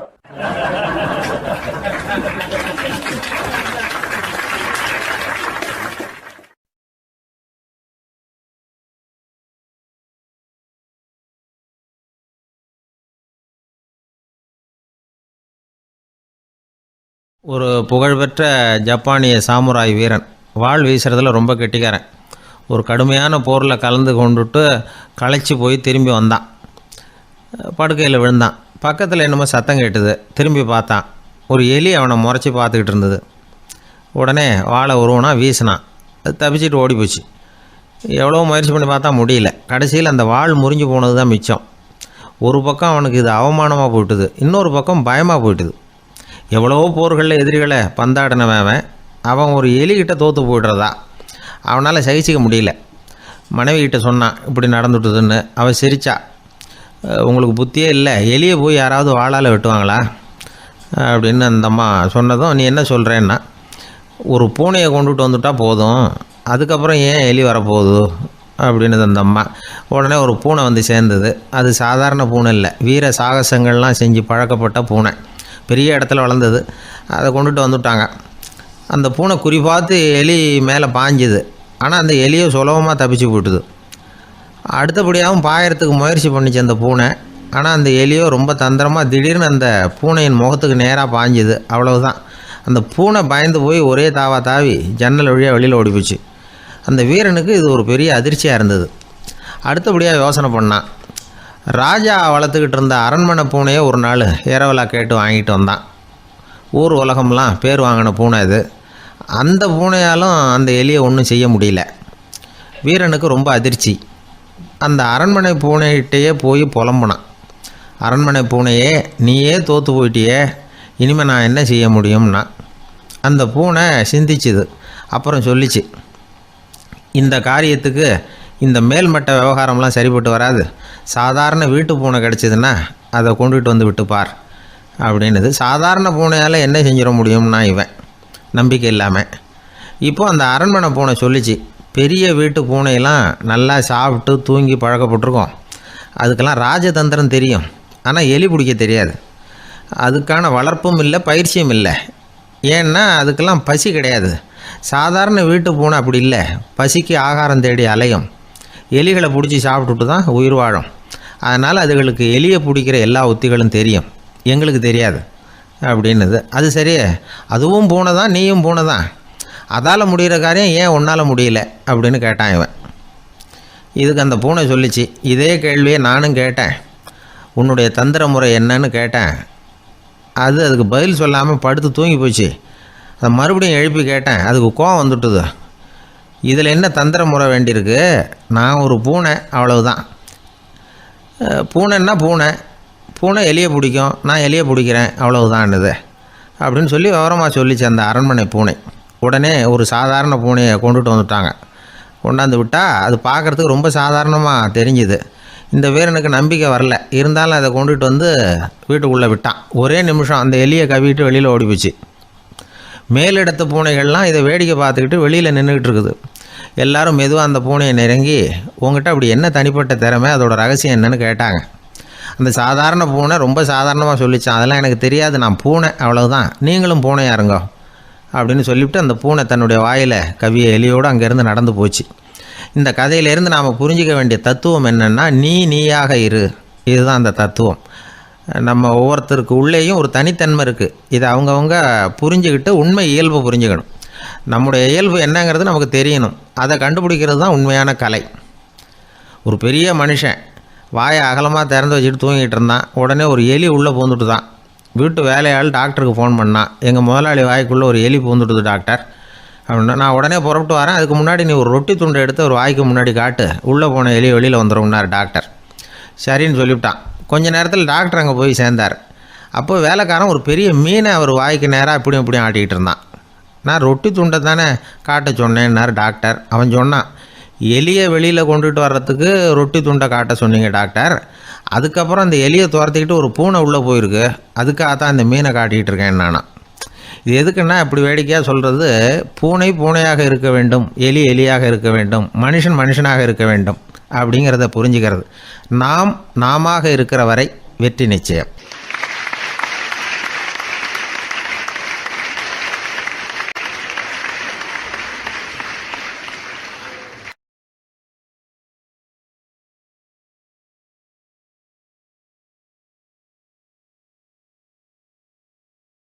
எனக்கு ஒரு நண்பர், அவர் ஒரு வழக்கறிஞர்.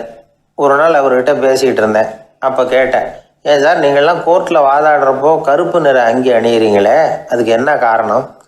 சட்டத்துக்கும் கருப்பு கலருக்கும் என்ன சம்பந்தம் அப்படின்னு கேட்டேன். அது ஒரு சுவாரஸ்யமான கதைன்னார் அவர். சொல்லுங்களேன் அப்படின்னேன். அவர் சொன்னார், கிபி 1694 வருஷத்தில் இங்கிலாந்து அரசி 2வது மேரிங்கிறவர் இறந்து போனார். அந்த ராணியோட கணவர் 3ஆம் வில்லியம், அவரு ஒரு உத்தரவு போட்டாராம், அரசியோட மறைவுக்கு அனுதாபம் தெரிவிக்கிற வகையில் வழக்குரைஞர்கள் எல்லாரும் கருப்பு நிற அங்கி அணியணும் அப்படின்னு. அன்னைக்கு ஆரம்பித்த அந்த பழக்கம் அதுக்கப்புறம் மாறவே இல்லையாம், இன்றைக்கும் தொடருது. வழக்குரைஞர்கள்லாம் முதல்ல கருப்பு அங்கி மட்டும்தான் அணிஞ்சாங்களாம். அதில் ஒரு சின்ன சங்கடம், ஏற்கனவே உடம்பு கருப்பாக இருக்கிறவங்க அதுக்கு மேலே கருப்பு ட்ரெஸ் வேறு போட்டுக்கிட்டா முகம் பளிச்சுன்னு தெரியாது இல்லையா? அதனால் முகம் பளிச்சுன்னு தெரியறதுக்காக அவங்கெல்லாம் வெள்ளை நிற பட்டியை அணிய ஆரம்பித்தாங்களாம். இப்படி தான் இங்கிலாந்தில் அந்த பழக்கம் ஆரம்பமாயிருக்குது. அந்த சமயத்தில் இந்தியாவை ஆண்டது பிரிட்டிஷ்காரங்க தானே, அதனால் இங்கேயும் அந்த பழக்கம் அப்படி நடைமுறைக்கு வந்துட்டுது. அதே மாதிரி சர்ச்சிலின் மூதாதையரான மார்ல்பரோ பிரபுவின் ஞாபகார்த்தமாக நீதிபதிகள் இந்த வெள்ளை குள்ளாய் அணிகிற முறை பழக்கத்துக்கு வந்துதான். இதுதான் என்னுடைய நண்பர் சொன்ன தகவல். இங்கிலாந்தில் நீதிமன்றம்ங்கிறது ரொம்ப மதிப்புள்ளது. அந்த அளவுக்கு சட்டத்துக்கு அங்கே மரியாதை. அங்கே நடந்த ஒரு சுவாரஸ்யமான நிகழ்ச்சியை ஒரு சகோதரி எழுதி அனுப்பியிருந்தாங்க. அவங்க அப்பா நீதித்துறையை சேர்ந்தவரான். அவர் சொன்னதான் இது. அவங்க எழுதி அனுப்பியிருந்த விஷயம் என்னென்னா, அங்கே ஒரு கேஸில் ஒரு முக்கியமான தீர்ப்பு வழங்க வேண்டியிருக்குது. ஜட்ஜு, பாரட்லா படித்த பெரிய பெரிய வக்கீல்கள், ஜூரி எல்லாருமா கூடி அந்த கேஸை பற்றி விவாதிக்கணும். சுமாராக 40 பேர். இதுக்காக கோர்ட்டு ஹாலில் விசேஷ சேம்பரில் நுழையிறதுக்கு முன்னாடி அவங்களெலாம் தங்களுடைய கோட்டு தொப்பி எல்லாத்தையும் கழட்டி அங்கே நின்றுக்கிட்டு இருந்த ஒரு அட்டெண்டர்கிட்ட கொடுத்துட்டு உள்ளே போனாங்க. அந்த ஆள் படிக்காதவர். அவர் ஒவ்வொருத்தர் கொடுக்குறதையும் வாங்கி அங்கே அப்படியே ஒரு இடத்துல அடுக்கி வைக்கிறார். அப்படியே வாங்கி உள்ளே வச்சுக்கிட்டு இருக்கிறார் ஒவ்வொரு இடத்துல. அது அவரோட வேலை.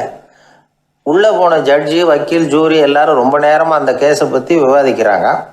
ஒரு நாள் பூரா ஆயிட்டுது. அவ்வளவு தீவிரமாக அக்கு வேறு ஆணி வேறையை பிச்சு உதறி இருக்கிறாங்க. ஒரு வழியாக 13 மணி நேரம் கழித்து வெளியில் வந்திருக்கிறாங்க. ஒவ்வொருத்தராக வர வர அந்த அட்டெண்டரும் அவங்கவுங்க கோட்டு தொப்பியை அவங்கக்கிட்ட எடுத்து ரொம்ப மரியாதையாக திருப்பி கொடுத்துக்கிட்டு இருக்கிறார்.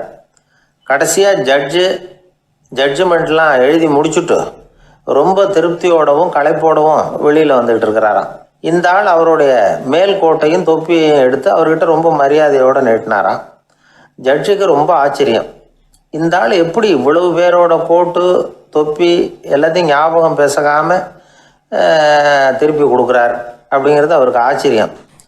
அதனால் அவர் அந்த ஆளை பார்த்து கேட்டாராம், ஏப்பா இந்த கோட்டை கொடுக்குறிய, இது என்னோடது தானா, என்னோடது தான்னு உனக்கு எப்படி தெரியும் அப்படின்னாராம்.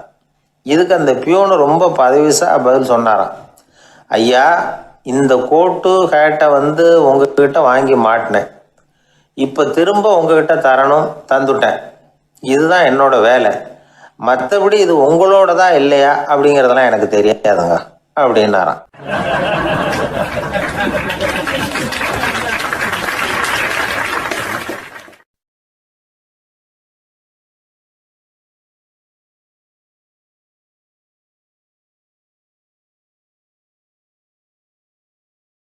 உழைப்பும் நேர்மையும் உயர்வதற்கு வழிகள். அதை விட்டுட்டு உட்கார்ந்த இடத்துல இருந்துகிட்டே உயர போகணும் அப்படின்னு ஆசை கற்பனை பண்றாங்க. அந்த கற்பனையிலேயே பாதி வாழ்க்கை ஓடி போடுது. உழைப்புங்கிற வழியையும் நேர்மைங்கிற வழியையும் ஒதுக்கி விட்டு குறுக்கு வழியில ஓட நினைக்கிறவங்க குப்புற விழுந்து விடுறாங்க. எந்த தொழிலை நாம செய்தாலும் சரி, அந்த தொழிலுக்குரிய பெருமையை நாம புரிஞ்சுக்கிட்டு அதுல ஈடுபடணும். அப்படி இல்லாம என்ன சார் பொழப்புது, இந்த தொழிலை மனுஷன் செய்வானா அப்படி புலம்பிக்கிட்டே இந்த தொழிலையே செஞ்சுக்கிட்டு இருக்கிறவங்க நம்மள பல பேர் உண்டு. செய்யும் தொழிலே தெய்வம் அப்படின்னு சொல்றாங்கல்ல, அப்படி சொல்றது எதுக்காக? அந்த அளவுக்கு அதுல ஒரு ஈடுபாடு வேணுங்கிறதுக்காகத்தான். ஒரு பெரிய மலைப்பகுதி, அந்த மலை அடிவாரத்துல ஒரு சிற்பி உட்காந்து ஒரு சிலையை வடிச்சுக்கிட்டு இருக்கிறான். கையில ஒரு சின்ன உளிய வச்சுக்கிட்டு ஒரு பெரிய கருங்கல் பாறையை கொஞ்சம் கொஞ்சமா உடைச்சுக்கிட்டு இருக்கான். ஒரு சிற்பத்தை வடிக்கிறதுங்கிறது அவ்வளவு உன்னதமான ஒரு தொழிலா? எல்லாராலையும் முடியுமா அது? அப்படி இருந்தும் அந்த சிற்பிக்கு மன நிறைவில்லை. அவன் நினைக்கிறான், இந்த கடுமையான வெயில்ல உட்கார்ந்து வேலை செய்யறது எவ்வளவு கஷ்டம். நாம ஒரு சிற்பியா இருக்கிறதுனால தானே சூரியன் கடுமையான வெப்ப கதிர்களை நம்ம மேல வீசுறான். நாமளே அந்த சூரியனா இருந்துட்டா இந்த கஷ்டம் இருக்காதே. நம்மளை கஷ்டப்படுத்துறவன் நம்மளை விட வலிமை உள்ளவன், அதனால நாம அவனா மாறி விடுறதுதான் நல்லது அப்படின்னு அந்த சிற்பி யோசனை பண்ணான். அவன் எண்ணம் உடனே நிறைவேறிட்டுது. இயற்கைங்கிற மாபெரும் சக்தி அவனை ஒரு சூரியனா மாத்தி விட்டது. சிற்பி இப்போ ஒரு சூரியனா மாறினான். இனிமே இந்த உலகத்துல நம்மளை விட வலிமை உள்ளவன் வேற யாரும் கிடையாது அப்படின்னு நினைக்க ஆரம்பிச்சுட்டான். அவனுக்கு மகிழ்ச்சியா இருந்தது. அந்த மகிழ்ச்சி அதிக நேரம் நீடிக்கல. ஏன்னா கொஞ்ச நேரத்துல ஆகாயத்துல கரிய மழை மேகங்கள் அப்படியே சூழ்ந்து வந்தது. சூழ்ந்து வந்த மேகங்கள் சூரியனை மறைக்க ஆரம்பிச்சது. இப்போ சூரியனா இருந்த அந்த சிற்பி நினைச்சு பாக்குறான், என்ன இது, என்னையே இந்த மேகம் மூடி மறைக்குதுன்னா அது என்னை விட பெரிய ஆளாதான் இருக்கணும். அதனால இனிமே நாம சூரியனா இருக்கக்கூடாது, நாம மேகமா தான் இருக்கணும், அதுதான் கௌரவம் அப்படின்னு நினைக்க ஆரம்பிச்சிட்டான். இப்பவும் பாருங்க, இயற்கை அவனுடைய ஆசையை நிறைவேற்றி வச்சது. சூரியனா இருந்த சிற்பி மேகமா மாறினான். வான வீதியில அப்படியே உல்லாசமா வர ஆரம்பிச்சான். அந்த உல்லாசமும் அதிக நேரம் நீடிக்கல. எதிரில் பார்த்தா பிரம்மாண்டமான மலைகள் வழியை அடைச்சிட்டு நிக்குது. வேகமா வந்த மேகம் மலையில மோதிக்கிட்டுது. அந்த மலையை தாண்டி அப்பால செல்ல முடியல. இப்போ அந்த மேகம் நினைக்குது, நாம எந்த தடையும் இல்லாம அந்தரத்துல மிதந்து வர்றோம், நம்மையே போக விடாம தடுக்குதுன்னா அந்த மலைக்கு எப்பேற்பட்ட வலிமை இருக்கணும். இனிமேல நாம மேகமா இருந்து பிரயோஜனம் இல்லை, இருந்தா மலையா இருக்கணும், அதுதான் பெருமை அப்படின்னு நினைக்க ஆரம்பிச்சான். இப்பவும் பாருங்க, இயற்கை அவனுடைய ஆசையை நிறைவேற்றி வச்சது. மேகமா இருந்த சிற்பி மலையா மாறினான். பெரிய மலை பூமிக்கும் வானத்துக்குமா நின்றுகிட்டு இருக்கு. இனிமே நமக்கு எந்த கவலையும் இல்லை அப்படின்னு நினைச்சது அந்த மலை. இப்படி நினைச்சுக்கிட்டு இருந்த வேளையில அந்த மலையோட காலடியில அடிவாரத்துல ஏதோ சத்தம் கேட்டுது. என்ன சத்தம் இது அப்படின்னு சொல்லி அந்த மலை மெதுவா குனிஞ்சு பார்த்துதான். பார்த்தா அங்க ஒரு மனுஷன் தன்னுடைய கையில உளிய வச்சுக்கிட்டு மலையை கொத்திக்கிட்டு இருக்கிறான். ஏதோ ஒரு சிற்பத்தை வடிக்கிறதுக்காக அவன் முயற்சி பண்ணிட்டு இருக்கிறான். இப்போ அந்த மலை நினைச்சுதான், மலையே ஒருத்தன் உடைக்கிறான்னா அவன் எப்பேற்பட்ட வலிமை உள்ளவனா இருக்கணும். இனிமேலும் மலையா இருந்து பிரயோஜனம் இல்லை, மனுஷனா மாறணும், அதுதான் சரி அப்படின்னு நினைச்சுதான். அந்த வினாடியே அந்த மலை ஒரு மனுஷனா மாறிச்சு. அவன் கையில ஒரு உளி, பழையபடியே ஒரு கருங்கல் பாறையை கொத்த ஆரம்பிச்சான். அந்த ஆள் பழைய நிலைமைக்கு வந்துட்டான். இந்த கதையிலிருந்து நாம தெரிஞ்சுக்க வேண்டியது என்னன்னா, தன்னுடைய உண்மையான பலம் என்னங்கிறது தெரியாமலே தாவி தாவி தடுமாறிக்கிட்டு இருக்கிறான் மனுஷன் அப்படிங்கிறது தான். இனிமேலாவது அதை புரிஞ்சுக்கணும், புரிஞ்சுக்கிட்டு புறப்படணும் வாழ்க்கையில வெற்றி பெறறதுக்கு. ஒரு குடும்ப தலைவருக்கு விபரீதமா ஒரு ஆசை வந்துதான். அதாவது ஒரு நாள் பூராவும் புடவை கட்டிக்கிட்டு மனைவி செய்கிற வீட்டு வேலைகள், சமையல் வேலைகள் எல்லாத்தையும் தானே செய்யணும், மனைவிக்கு ஆண் வேஷம் போட்டு ஆபீஸுக்கு அனுப்பி வச்சுடணும் அப்படின்னு ஆசைப்பட்டான். இதுதான் அந்த ஆசை. அதே மாதிரி செஞ்சான். பெண் வேஷத்துல சமையல் பண்ணிட்டு இருந்தான். இருட்டி விட்டுது. இந்த சமயத்துல வாசல் கதவு தட்டப்படுற சத்தம் கேட்டுது. ஓடி போய் திறந்தான். பக்கத்து வீட்டு அம்மா கிடுகிடுன்னு உள்ள வந்துட்டாங்க, காப்பி பொடியோ ஏதோ வாங்கறதுக்கு. இவன் பயந்து போய், கமலாம்மா, நான் சுசீலா இல்ல, சுசீலாவோட புருஷன், பெண் வேஷத்துல இருக்கிறேன், சும்மா ஒரு சேஞ்சுக்காக அப்படின்னா. உடனே அந்த அம்மா கிட்ட பயப்படாத, நானும் கமலா இல்ல, கமலாவோட புருஷன், இதுவும் சும்மா ஒரு சேஞ்சுக்காகத்தான் அப்படின்னு. இப்படி வாழ்க்கைய விபரீதமா நினைச்சுக்கிட்டு வேற வேற கற்பனைகள்ல வீணாக்கிக்கிட்டு இருக்கிறவங்க தான் ரொம்ப அதிகம். நாம அதுவா மாறணும்னு நினைக்கிறது தப்பு, நாம இருக்கணும் அப்படின்னு நினைக்கிறது தான் உண்மை, அதுதான் சரி. அந்த சிற்பி என்னென்னோ கற்பனை பண்ணி கடைசியில மறுபடியும் சிற்பியாகவே வந்து சேர்ந்தான் பாருங்க. அதனால நம்முடைய உண்மையான பலம் என்ன அப்படிங்கிறத தெரிஞ்சுக்கிட்டு நடந்துகிட்டோம்னா வாழ்க்கையில எப்பொழுதும் வெற்றி நிச்சயம்.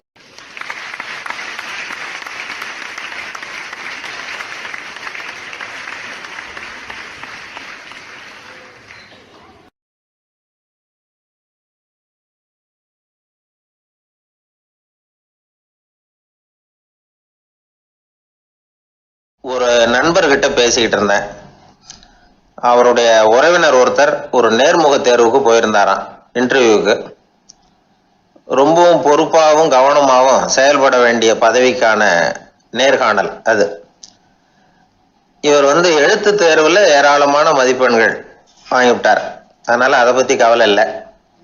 இப்ப நேர்முக தேர்வுல தேர்வு பெறணும். ஏராளமான சான்றிதழ்கள் வச்சிருந்தார். நேர்காணல்ல கேட்கப்பட்ட எல்லா கேள்விகளுக்கும் சரியான பதில தான் சொன்னார். இருந்தாலும் பாருங்க, அந்த நேர்முக தேர்வுல அவர் தேர்ந்தெடுக்கப்படலை. என்ன காரணம் அப்படின்னு பின்னாடி விசாரிச்ச போதான் விவரம் தெரிஞ்சுதான். அது என்ன ஆயிருக்குதுன்னா, அந்த நேர்காணலின் போது இவர் நடந்துகிட்ட முறையில சில தவறுகள் நடந்து போச்சான். முக்கியமா 2 தவறுகள். ஒண்ணு, அவங்க ஒரு கேள்வியை கேட்டு முடிக்கிறதுக்குள்ளேயே இவர் பதில் சொல்ல ஆரம்பிச்சுட்டாராம். 2வது என்னன்னா, இவர் நாற்காலியில தாராளமா இயல்பா சாஞ்சி உட்காராம நாற்காலி முனையில உட்கார்ந்துருந்தாராம்.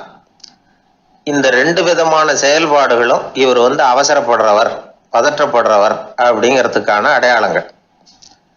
அதாவது கேள்வியை கேட்டு முடிக்கிறதுக்குள்ளேயே முந்திக்கிட்டு பதில் சொல்றது. 2வது, நாற்காலியில இயல்பா தாராளமா உட்காராம நாற்காலி முனையில உட்கார்றது. பார்க்க போற வேலைக்கு அவசரம், பதற்றம் இது 2 இருக்கக்கூடாதான். அதனால மார்க் இருந்தும் சர்டிபிகேட் இருந்தும் அந்த வேலை வாய்ப்பு அவருக்கு கிடைக்கல. வேலை கொடுக்கறவங்க நம்ம கிட்ட இருந்து என்னதான் எதிர்பார்க்கறாங்க, இதை தெரிஞ்சு வச்சுக்கிறது நல்லது. முதல்ல மற்றவர்களுடன் தொடர்பு கொள்ளும் திறமை, அதாவது எபிலிட்டி டு கம்யூனிகேட். நீங்க நினைக்கிறத அழகா தொகுத்து வகைப்படுத்தி சொல்ல தெரியுதான்னு பார்ப்பாங்க. உங்க திட்டங்களை அடுத்தவங்க ஏற்றுக்கொள்ளக்கூடிய விதத்துல வெளிப்படுத்துறதுக்கு உங்களால முடியுதான்னு பார்ப்பாங்க. இதுக்கு என்ன செய்யறது? குழப்பம் இல்லாம சிந்திக்கணும், குழப்பம் இல்லாம பேசணும். ரெண்டாவது விஷயம் என்னன்னா புத்திசாலித்தனம், அதாவது இன்டெலிஜென்ஸ். ஏத்துக்க போற வேலையை நல்ல விதமா செய்ய முடியுமா உங்களால, அதை எந்தெந்த வழியில செய்யலாம் அப்படிங்கிறத உங்களால தீர்மானிக்க முடியுமா, அந்த வேலைக்கான புது புது யோசனைகளை உங்களால சொல்ல முடியுமா அப்படின்னு பார்ப்பாங்க. இது இன்டெலிஜென்ஸ். மூணாவது தன்னம்பிக்கை, அதாவது செல்ஃப் கான்ஃபிடன்ஸ். உங்களுக்கு அது உண்டா அப்படிங்கிறத கவனிப்பாங்க. எந்த சூழ்நிலையையும் சமாளிக்கணும், எப்படிப்பட்ட மனிதர்களையும் சமாளிக்கிற தைரியம் வேணும், அடுத்தவங்களை நமக்கு சாதகமா திருப்பக்கூடிய தன்னம்பிக்கை வேணும். நாலாவது பொறுப்புகளை முன்வந்து ஏற்றுக்கொள்ளுதல், வில்லிங்னஸ் டு அக்செப்ட் ரெஸ்பான்சிபிலிட்டி. பொறுப்புகள்ல இருந்து நழுவி போக ஆசைப்படாம செஞ்சு முடிக்கணும். அஞ்சாவது முன் வருதல், இனிஷியேட்டிவ். வேலையோட முக்கியத்துவம் உணர்ந்து அதை ஏத்துக்கிட்டு தகுந்த நடவடிக்கைகளை தயங்காம எடுக்கிறதுக்கு முன் வரணும். ஆறாவது என்னன்னு கேட்டீங்கன்னா தலைமைத்துவம், லீடர்ஷிப். 4 பேருக்கு தலைமை தாங்கி நல்ல விதத்துல நடந்துக்க தெரியுதா. ஏழாவது கற்பனை திறன், இமேஜினேஷன். சில பிரச்சனைகள் வரக்கூடும் அப்படின்னு முன்கூட்டியே யூகிச்சு அதுக்கு தகுந்த மாதிரி நடவடிக்கை எடுக்கிற திறமை உண்டா அப்படிங்கிறத பார்ப்பாங்க. எட்டாவது என்னன்னா வளைந்து கொடுத்தல், ஃபிளெக்சிபிலிட்டி. சூழ்நிலைக்கு தகுந்த மாதிரி, மாற்றங்களுக்கு தகுந்த மாதிரி அனுசரித்து நடந்துக்கிறதுக்கு தெரியுதா உங்களுக்கு அப்படிங்கிறத கவனிப்பாங்க. அடுத்தது திறமைகளை வெளிக்கொணரும் திறமை, இன்டர்பர்சனல் ஸ்கில்ஸ். அடுத்தவங்க கிட்ட இருக்கிற திறமையை கண்டுபிடிச்சி அதை நல்ல விதத்துல ஊக்கப்படுத்தி பயன்படுத்த தெரியுதா அப்படின்னு பார்ப்பாங்க. ஆறாவது சுய அறிவு, செல்ஃப் நாலேஜ். அடுத்தவங்க நம்மளை பத்தி என்ன நினைக்கிறாங்க அப்படிங்கிறத நம்மளால புரிஞ்சுக்க முடியுதாங்கிறது முக்கியம். அடுத்தது போட்டி மனப்பான்மை, காம்படிட்டிவ்னஸ். அடுத்தவங்களை ஒப்பிட்டு பார்த்து அதை விட ஒரு படி மேல வரணுங்கிற குணம் வேணும். இதுக்கு அடுத்தது என்னன்னா குறிக்கோளை வெல்லுதல், கோல் அச்சீவ்மெண்ட். குறிக்கோளை சவாலா எடுத்துக்கிட்டு அதை அடையணும். அப்புறம் வேறுபட்ட திறமைகள், ஒகேஷனல் ஸ்கில்ஸ். பதவிக்கு வேண்டிய திறமைகள் தவிர மற்ற திறமைகள் எதுவும் உண்டாங்கிறது முக்கியம். நமக்கு வேலை கொடுக்கணும்னு நினைக்கிறவங்க நம்ம கிட்ட இருந்து இவ்வளவும் எதிர்பார்ப்பாங்க. அதுக்கு தகுந்த மாதிரி நம்மளை நாமே தயார்படுத்திக்கணும். எனக்கு வேண்டப்பட்ட ஒருத்தர் ஒரு இன்டர்வியூக்கு போயிட்டு வந்தார், நேர்காணலுக்கு. எப்படி இருந்தது இன்டர்வியூன்னு விசாரிச்சேன். நான் போனேன். அவர் கேட்ட எல்லா கேள்விக்கும் அவர் எதிர்பார்த்தது மாதிரியே எல்லா பதிலையும் சொன்னேன். கடைசியா நான் எதிர்பார்க்காத ஒரு தகவலை அவர் சொன்னார் அப்படின்னார். என்னன்னு கேட்டேன். அவரும் என்ன மாதிரியே இன்டர்வியூக்கு வந்தவர் தானா, சும்மா என்ன கேள்வி கேட்டுக்கிட்டு உட்காந்துருந்தாராம் அப்படின்னார். அதனால ஒரு நேர்காணலுக்கு போறதுக்கு முன்னாடி என்ன எதிர்பார்க்கறாங்க அப்படிங்கறத தெரிஞ்சுக்கிட்டு போனா வெற்றி நிச்சயம்.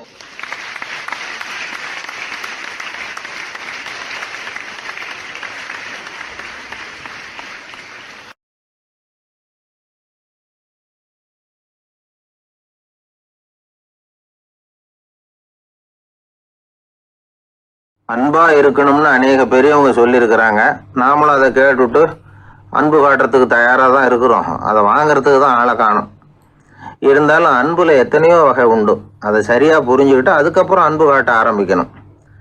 வகையை புரிஞ்சுக்காம அன்பு காட்டினா வம்புல மாட்டிக்க வேண்டியது தான். அன்புன்னா சாதாரணமாக நினச்சி விடாதீங்க. அதில் எவ்வளவு விதம் தெரியுமா? இரக்கம், கருணை, காருண்யம், பந்துத்துவம், பட்சம், பாசம், நேசம், விசுவாசம், அபிமானம், காதல், பக்தி, இப்படி பல விதமாக அதை பற்றி சொல்லி வச்சிருக்கிறாங்க பெரியவங்க. இந்த வார்த்தைகள்லாம் நாம் கேள்விப்பட்டது தான். இருந்தாலும் அதுகளுக்குள்ள என்ன வித்தியாசம்னு கேட்டால் சரியாக சொல்ல தெரியாது. அதனால் இந்த வார்த்தைகளுக்கெல்லாம் பெரியவங்க என்ன விளக்கம் சொல்கிறாங்கன்னு இப்போ பார்க்கலாம். எளியவர்கள் மேலே செலுத்துகிற அன்பு இருக்கு பாருங்க, அதுக்கு இரக்கம்னு பேர். அறிவு பலம், சரீர பலம், இது ரெண்டும் இல்லாதவங்க மேலே, அதாவது வலிமையற்றவர்கள் மேலே செலுத்துகிற அன்பு இருக்கு பாருங்க, அதுதான் கருணை. எறும்புலேருந்து யானை வரைக்கும் சகல ஜீவராசிகள் மேலேயும் காட்டுற அன்புக்கு காருண்யம்னு பேர், ஜீவகாருண்யம். சிவி சக்கரவர்த்தி காட்டின அன்பு இந்த ரகம். உறவினர்கள், சொந்தக்காரங்க, அவங்க வசதியாக இருந்தாலும் வறுமையில் இருந்தாலும் வித்தியாசம் இல்லாமல் காட்டுற அன்பு இருக்கு பாருங்க, அதுக்கு பேர் பந்துத்துவம். ஒரு எஜமானன் வேலையாள்கிட்ட காட்டுற அன்பு இருக்கு பாருங்க, அதுக்கு பேரு தான் பட்சம். அவனும் தன்னை மாதிரி மனுஷன்தாங்கிற நினைப்பு வேணும். ஒரு தாய் தன்னுடைய குழந்தை மேல, ஒரு குழந்தை தன்னுடைய தாய் மேல செலுத்துற அன்புக்கு பாசம்னு பேரு. ஈருடல் ஓர் உயிர்னு நினைக்கிறது இது. ராமரும் கௌசலையும் இதுக்கு உதாரணம். தம்மை ஒத்த நண்பர்கள் கிட்ட செலுத்துற அன்புக்கு நேசம்னு பேரு. வயசு, செல்வம், அந்தஸ்து இந்த வித்தியாசமெல்லாம் பார்க்காம அவங்க சுக துக்கத்துல சமபங்கு எடுத்துக்கிறது இது. கிருஷ்ணன் குசேலர்கிட்ட காட்டினது இந்த ரகம். வேலை செய்யறவன் முதலாளி கிட்ட காட்டுற அன்புக்கு விசுவாசம்னு பேரு. தேசத்து மேலேயும் தாய்மொழி பேர்லையும் செலுத்துற அன்புக்கு அபிமானம்னு பேரு. தேசாபிமானம்னு சொல்றமே இதுதான். ஒரு கணவன் மனைவி பேர்ல காட்டுற அன்புக்கு காதல்னு பேரு. கடவுள் பேர்ல செலுத்துற அன்புக்கு பக்தின்னு பேரு. இப்படி அன்புல பல ரகம் இருக்கிறப்போ அதுல உள்ள வித்தியாசம் தெரியாம இடம் மாத்தி அன்பு காட்டினா இடைஞ்சல் தான். சரி, இந்த அன்பை பத்தி விஞ்ஞானம் என்ன சொல்லுது தெரியுமா? இதயத்தை பாதுகாக்கிறதுக்கு முக்கியமா தேவைப்படுற ஒண்ணு இந்த அன்பு தான்னு சொல்லுது. நெதர்லாந்து விஞ்ஞானிகள் இதை ஆராய்ச்சி பண்ணியே கண்டுபிடிச்சிருக்கிறாங்க. கொஞ்சம் முயல் குட்டிகளை 2 பிரிவா பிரிச்சாங்க. 2 குரூப்புக்கும் கொழுப்பு அதிகமா உள்ள ஆகாரத்தையே கொடுத்துட்டு வந்தாங்க. ஆனா ஒரு குரூப்புக்கு வெறுமன ஆகாரத்தை கொடுத்ததோட சரி, இன்னொரு குரூப் முயல்களுக்கு ஆகாரம் கொடுத்ததோட நிறுத்திக்கல. அதுக்கு முன்னாடி கூண்டுகளை திறந்து விட்டு முயல்களை கொஞ்ச நேரம் எடுத்து கொஞ்சி விட்டு அதுக்கப்புறமா ஆகாரம் கொடுத்தாராம் ஆராய்ச்சியாளர். இந்த குரூப்புக்கு இதய பாதிப்பு 60% குறைச்சலா இருந்துதான். சில நோயாளிகளுக்கு ஹார்ட் அட்டாக் வந்தாலும் அதை தாங்கிக்கிட்டு குணமாகிற சக்தி அதிகமா இருக்குது. இது எப்படின்னு ஆராய்ச்சி பண்ணி பார்த்துருக்குறாங்க. அவங்கெல்லாம் மனைவி தன் பேர்ல ரொம்ப அன்பா இருக்கிறதாக நினைக்கிறவங்களா இருக்கிறாங்களாம். இதய நோயாளிகள் பல பேரை சந்திச்சு இதய நோய் ஏற்பட என்ன காரணம்னு கேட்டிருக்கிறாங்க. அவங்க சொன்ன காரணம்லாம் சாப்பாடு சம்பந்தமா இல்லையா, மனைவி அன்பா இல்லை, இப்படிப்பட்ட காரணத்தை தான் சொல்றாங்களாம். அதனால இதயத்தை பாதுகாக்கணும்னு நினைக்கிறவங்க அடுத்தவங்க அன்பா இருக்கிறது மாதிரி பார்த்துக்குங்க, அதுதான் முக்கியம். ஒருத்தர் முகம் பூரா பிளாஸ்டரி போட்டுக்கிட்டு வந்தார். ரொம்ப கோபமா, என்னங்க ஆச்சுன்னு விசாரிச்சேன். எல்லாம் உங்களால தான் சார்னார். விவரமா சொல்லுங்களேன். என்ன உங்க தகவலை கேட்டுட்டு ஒரு பூனைக்குட்டியை கையில் எடுத்தேன், அன்பா அதை தடவி கொடுக்கறதுக்காக. ஆனா அது முந்திக்கிட்டது, அது என் முகத்தை தடவி கொடுத்துட்டுது. முகம் பூரா நகை கீறல், அதுதான் இப்படி அப்படின்னார். அன்புல அறிவு சேராததுனால வந்த கோளாறு இது.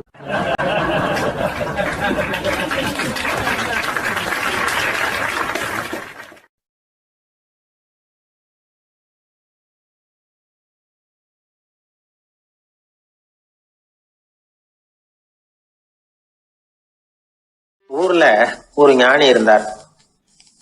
ஒரு நாள் அவரை தேடிட்டு ஒருத்தர் வந்தார். வந்தவர் ஞானியை பார்த்து ஒரு கேள்வி கேட்டார். ஐயா, உங்களுடைய சாதனை என்ன? இதுதான் அவர் கேட்ட கேள்வி. இதை கேட்டதும் அந்த ஞானி நிமிர்ந்து இவரை பார்த்தார். அப்புறம் சொன்னார், அது ஒன்றும் பெரிய விஷயம் இல்லை, அது ரொம்ப எளிமையான ஒண்ணு. எப்போ எனக்கு பசிக்குதோ அப்போ நான் சாப்பிட்டுருவேன், எப்போ எனக்கு தூக்கம் வருதோ அப்போ நான் தூங்கிடுவேன், அவ்வளவுதான் அப்படின்னார். கேள்வி கேட்டவர் ஒரு மாதிரி ஆயிட்டார். ஐயா, இதே தானே நாங்களும் செய்யறோம், இதுல என்ன அதிசயம் இருக்கு அப்படின்னார். இப்ப அந்த ஞானி சொன்னாராம், இங்கதான் நீங்க தப்பு பண்றீங்க அப்படின்னாராம். அப்படியான்னாரு இவர். ஆமா அப்படின்னாராம். நீங்க செய்யற தவறு எனக்கு புரியுது. ஏன்னா நான் உங்களை மாதிரி நான் வாழ்ந்து பார்த்துருக்கிறேன். அதனால என்னுடைய அனுபவத்துல உங்களுக்கும் எனக்கும் உள்ள வித்தியாசத்தை உணர முடியுதுன்னாராம். என்ன சொல்றீங்க, எனக்கு ஒன்றும் புரியலையேன்னாரா இவரு. இதை பாருங்க, சாப்பிடுறதுங்கிறது நாம 2 பேருக்கும் பொதுவான ஒரு காரியம்தான். ஆனா நீங்க சாப்பிடுறதுக்கும் நான் சாப்பிடுறதுக்கும் வித்தியாசம் இருக்கு அப்படின்னாராம். என்ன வித்தியாசம்னு கேட்டிருக்கார். நீங்க பசி இல்லாத பொழுது சாப்பிடுறீங்க, இப்போ சாப்பிடுற நேரம் வந்துட்டுது அப்படிங்கிறதுக்காக சாப்பிடுறீங்க. சாப்பாடு ருசியா இருக்கு அப்படிங்கிறதுக்காக சாப்பிடுறீங்க. எது தேவைங்கிறது தெரியாம சாப்பிடுறீங்க. அது மாதிரி தூக்கமும் உங்களுக்கு ஒரு பழக்கமா போட்டுது. இப்போ இது தேவையா இல்லையா அப்படிங்கிறத பத்தி நீங்க யோசிச்சு பாக்குறது இல்ல. சாப்பிடும் பொழுது 1000 வேலைகளை மனசுல நினைச்சுக்கிட்டு இருப்பீங்க, அதனால அது சாப்பிடுதலா இருக்காது. அதே மாதிரி நீங்க தூங்கும் பொழுதும் அது தூங்குதலா இருக்காது. ஏகப்பட்ட கனவுகள் வரும். உங்க மனசு மேலும் மேலும் கனவுகளை உருவாக்கி கொண்டே இருக்கும். அதனால எனக்குள்ள நடக்கிறது வேற மாதிரி, நீங்க நினைக்கிறது மாதிரி இல்ல. எனக்குள்ள நடக்கிறது எப்படின்னா, நீங்க செய்யறது மாதிரி இல்ல. தூக்க உணர்வு வந்த உடனே தூங்குதல் மட்டுமே நடைபெறும். அதுதான் என்கிட்ட நடக்கிறது அப்படின்னாராம் அந்த ஞானி. இப்ப வித்தியாசம் புரியுதா? அந்த ஞானி சாப்பிட்றத அனுபவிக்கிறார், அது எக்ஸ்பீரியன்ஸ். நாம் அப்படி இல்லை, மனம் போன போக்கில் சாப்பிட்றோம். இது இன்டெலிஜிங். இது ரெண்டுலேயும் செயலில் வேறுபாடு இல்லை, விழிப்புணர்வில் தான் வேறுபாடு இருக்கு. அவர் சாப்பிடும் பொழுது ஒரு சாட்சி மனோபாவத்தோட சாப்பிட்றார். எவ்வளவு தேவையோ அவ்வளவுதான் சாப்பிட்றார். ஏன்னா அவருடைய விழிப்புணர்வு முழுமையா செயல்படுது. அதனால அவர் சாப்பிடும் பொழுது நம்மை விட மகிழ்ச்சியா இருக்கிறார். நாம் அப்படி இல்லை, வயிற்றை நிரப்புறதுக்காக சாப்பிட்றோம். இன்னும் சொல்ல போனா சாப்பிடும் பொழுது நாம அங்கேயும் இருக்கிறது இல்லை, எங்கேயோ போயிடுறோம். உடம்பு மட்டும்தான் அங்கே இருக்கும். ஆனா ஞானி அப்படி இல்லை, அவர் சாப்பிடும் பொழுது சாப்பிடுதல் மட்டுமே இருக்கும். எந்த ஒரு செயலையும் விழிப்புணர்வோட செய்யலாம், மனம் போன போக்கிலையும் செய்யலாம். விழிப்புடன் செய்யறப்போ செய்யும் செயல் நம்ம அனுபவமாகிறது, அவ்வளவுதான். இதெல்லாம் பெரிய தத்துவம் மாதிரி தெரியும். இருந்தாலும் நாம புரிஞ்சுக்க வேண்டியது என்னன்னா, எந்த காரியத்தை செஞ்சாலும் அதுல முழு ஈடுபாடு வேணுங்கிறது முக்கியம். அந்த அளவுக்கு முதல்ல நம்மளை மாத்திக்கிட்டா போதும். ஆனா நம்ம ஆளுங்க அந்த அளவுக்கு இருக்கிறது இல்லை, எல்லாமே அரைகுறை தான். கேட்டா ஞாபகம் மருதி. ஒருத்தன் என்ன பண்ணானா, விமான டிக்கெட் வாங்கிக்கிட்டு ரயில்வே ஸ்டேஷனுக்கு வந்துட்டான். அப்புறம் தான் புரிஞ்சுது தவறுதெல்லாம் இங்கே வந்துட்டோங்கிறது. உடனே அவசரமா விமான நிலையத்தை நோக்கி ஓடி இருக்கிறான். அங்க போய் கவுண்டர்ல கேட்டிருக்கான், மேடம் நான் தவறுதெல்லாம் ரயில்வே ஸ்டேஷனுக்கு போயிட்டேன், இப்ப விமானத்தையும் தவற விட்டுட்டேன், அடுத்த பிளைட்ல எனக்கு இதை மாத்தி தர முடியுமான்னு கேட்டிருக்கான். முடியாதுன்னாங்களாம் அந்த அம்மா. ஏன்னு கேட்டானா, ஏன்னா இப்ப நீங்க வந்திருக்கிறது பஸ் ஸ்டாண்டு அப்படின்னாங்களாம்.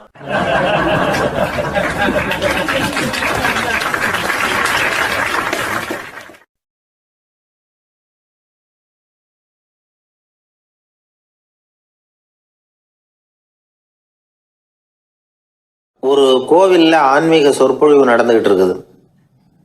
ஒரு பெரியவர் பேசிக்கிட்டு இருக்கார். கடவுளை பத்தியும் சொர்க்கத்தை பத்தியும் மனுஷனை பத்தியும் அவர் விவரமா பேசுறார். எல்லாரும் உட்காந்து கேட்குறாங்க. அந்த கூட்டத்துல ஒரு தத்துவ ஞானியும் உட்காந்துருக்கிறார். அவருடைய நண்பர். பேசி முடிச்சதும் அந்த பெரியவர் மேடையை விட்டு இறங்கினார். நேராக அந்த தத்துவ ஞானிகிட்ட வந்தார். எப்படி இருந்தது என்னுடைய பேச்சு அப்படின்னு கேட்டார். நீங்க பேசினது ஒண்ணுக்கு ஒண்ணு முரண்பாடா தெரிஞ்சது அப்படின்னாராம் இவர். நான் என்ன அப்படி தப்பா பேசிவிட்டேன் அப்படின்னாராம் அவரு. கடவுளை நம்புகிறவன் சொர்க்கத்துக்கு போவான்னு சொன்னீங்க, அப்புறம் நல்ல விதமா வாழறவன் சொர்க்கத்துக்கு போவான்னு சொன்னீங்க அப்படின்னாராம். இதுல என்ன முரண்பாடுன்னு கேட்டிருக்காரு அவர். இதுலதான் முரண்பாடு தெரியுது எனக்கு.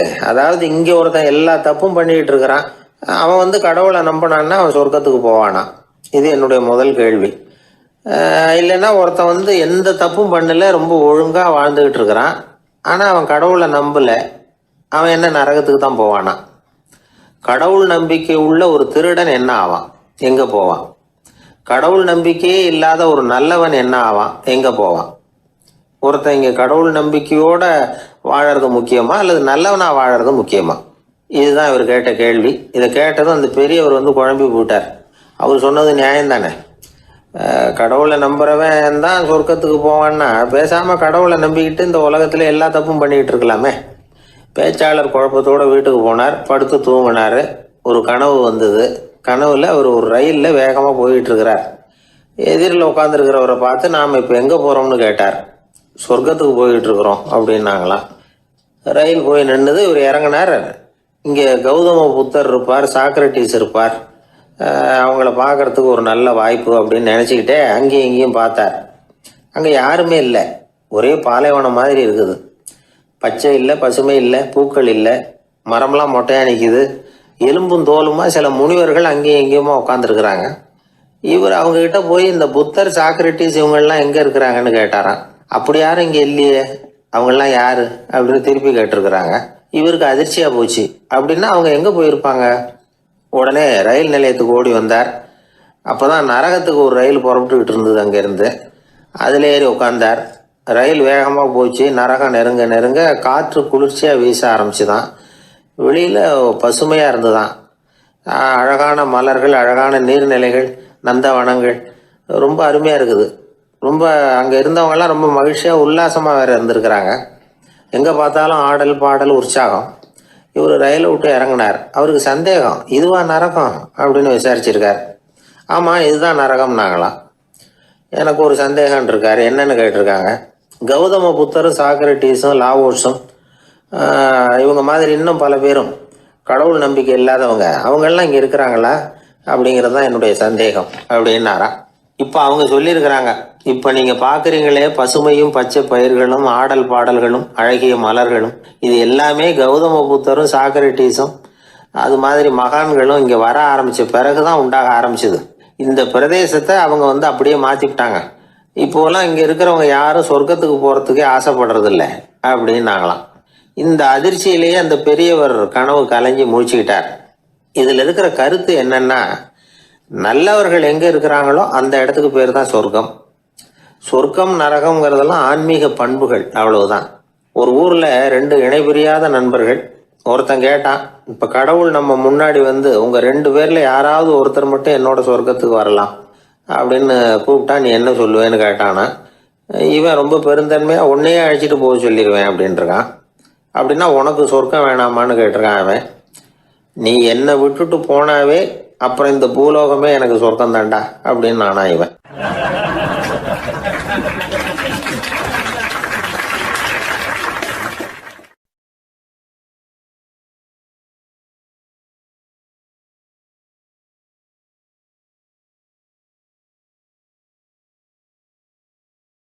சீடன் வெளியூர் புறப்படுறதுக்கு தயாரா இருந்தான். ரொம்ப தூரம் போக போறான். திரும்பி வர நாளாகும். புறப்படுறதுக்கான ஆயத்த வேலைகளில் ஈடுபட்டிருந்தான். அந்த சமயம் பார்த்து இன்னொரு சீடன் அவங்கிட்ட வந்தான். நம்ம குரு உன்னை அழைச்சிட்டு வர சொன்னார் வா அப்படின்னு கூப்பிட்டான். இவன் உடனே புறப்பட்டு போனான். குருநாதரை பார்த்தான். அவர் காலில் விழுந்து வணங்கினான். வணங்கிவிட்டு எழுந்திரிச்சான். அவ்வளவுதான். குரு ஏதாவது உபதேசம் பண்ணுவாருன்னு எதிர்பார்த்தான். ஆனால் நடந்தது என்ன தெரியுமா?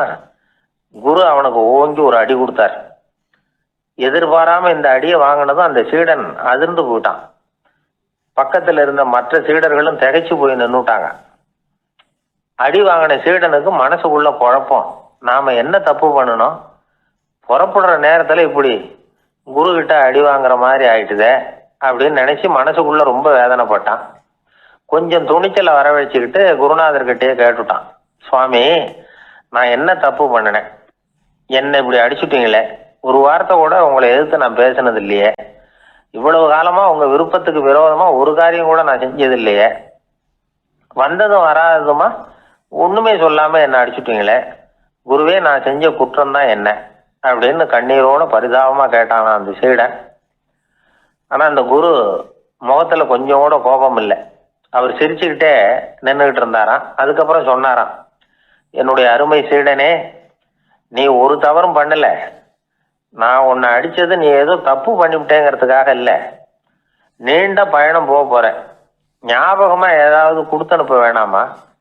நீ ஞானம் பெற்ற பிறகுதான் திரும்பி வர போறேங்கிறது எனக்கு தெரியும். அதுக்கு பிறகு உன்னை அடிக்க முடியுமா? அதனால இப்ப கிடைச்சிருக்கிற இந்த வாய்ப்பை பயன்படுத்திக்கிட்டேன். அப்போதைக்கு இப்பவே அடிச்சுட்டேன், அவ்வளவுதான், வேற ஒண்ணும் இல்லை அப்படின்னாராம். குரு சிரிச்சுக்கிட்டே இப்படி சொல்றார். இருந்தாலும் இதுவும் ஒரு உபதேசம்தான். அதிர்ச்சிகளால விழிப்படைய வைக்கிறதும் ஒரு வழிதான். இது ஜென் வழி. பெரும்பாலும் அதிர்ச்சியின் மூலமாகவே ஞான தரிசனத்தை அருள்கிறவர்கள் தான் ஜென் குருமார்கள். நம்ம தியானம் தான் ஜென். இந்தியாவிலிருந்து இது சீனாவுக்கு போய் கொஞ்சம் பேர் மாறி வளம் பெற்று ஜப்பான்ல ஜென் ஆகி வளர்ந்துருக்குது, அவ்வளவுதான். ஜென்கிறது தியானம். எதை நினைச்சும் தியானிக்கிறது இல்லை, எல்லாத்துலயும் தியானம் இருக்கிறதா சொல்லுது ஜென். பேசுறது, இருக்கிறது, நடக்கிறது, சாப்பிடுறது, சிரிக்கிறது, தூங்குறது, தொழில் செய்யறது அல்லது சும்மா இருக்கிறது எல்லாமே தியானம் தான். ஜென்கிறது ஒரு சுய தரிசனம்.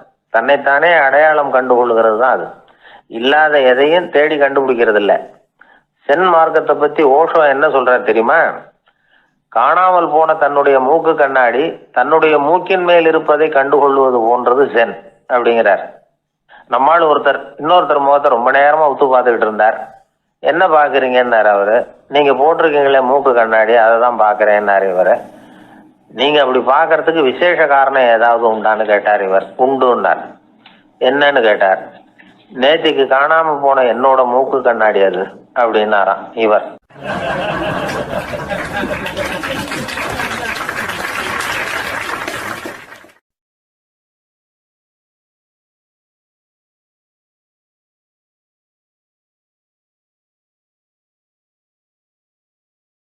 வாயில் கொழுப்பு இருந்தாலும் பரவாயில்ல சார், எப்படியாவது ஒரு வழியாக சமாளிச்சுக்கலாம். ஆனால் வயத்தில் மட்டும் கொழுப்பு இருக்கக்கூடாது சார். அப்படி இருந்தால் அதை அலட்சியமாகவும் விட்டுறக்கூடாது சார் அப்படின்னு ஒருத்தர் சொல்லிட்டு வந்தார். அதுக்கப்புறம் தான் அவர்கிட்ட பேசி பல விவரங்களை தெரிஞ்சுக்க முடிஞ்சுது. சில பேர் சொல்லுவாங்க, எனக்கு தொந்தி கிடையாது சார், வேணும்னா என் வயத்தை அழுத்தி பாருங்க, கல் மாதிரி இருக்கும்பாங்க. வயிறு கல் மாதிரி இருந்தால் உள்ள கொழுப்பு இல்லைன்னு நினச்சிடக்கூடாது. வயிற்று தசைக்கு அடியில் உள்ள கொழுப்பு சில வாத்தியங்களில் இருக்குமே நரம்பு, அது மாதிரி டைட்டாக இழுத்துக்கிட்டு இருக்குன்னு அர்த்தம். அதனால் தொட்டு பார்த்தா கல் மாதிரி தான் இருக்கும், இருந்தாலும் தொந்தி தொந்தி தான். வயிற்றில் கொழுப்பு அதிகமாக இருக்கிறது சங்கடம் தான். அதனால் கொலஸ்ட்ரால் அளவு அதிகமாகும். இதய நோய்கள், நீரிழிவு, ஹைப்பர் டென்ஷன், ஸ்ட்ரோக்கு இது மாதிரி ரிஸ்க்கெல்லாம் அதிகமாகும். ஒருத்தர் ஒல்லியாக இருக்கலாம், உடம்பு எடை அதிகப்படியாக இல்லாமல் இருக்கலாம். அப்படி இருந்தால் கூட அவர் உடம்புல மற்ற பகுதியை விட வயத்தில் கொழுப்பு அதிகமாக இருக்கும். நாம் தான் ஒல்லியாக இருக்கிறோமே, நமக்கு ஒன்றும் இல்லை அப்படின்னு நினச்சிடக்கூடாது.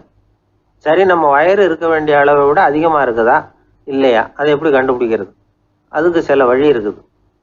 முதல்ல நீங்கள் நேராக ஸ்ட்ரைட்டாக நிமிர்ந்து நில்லுங்க.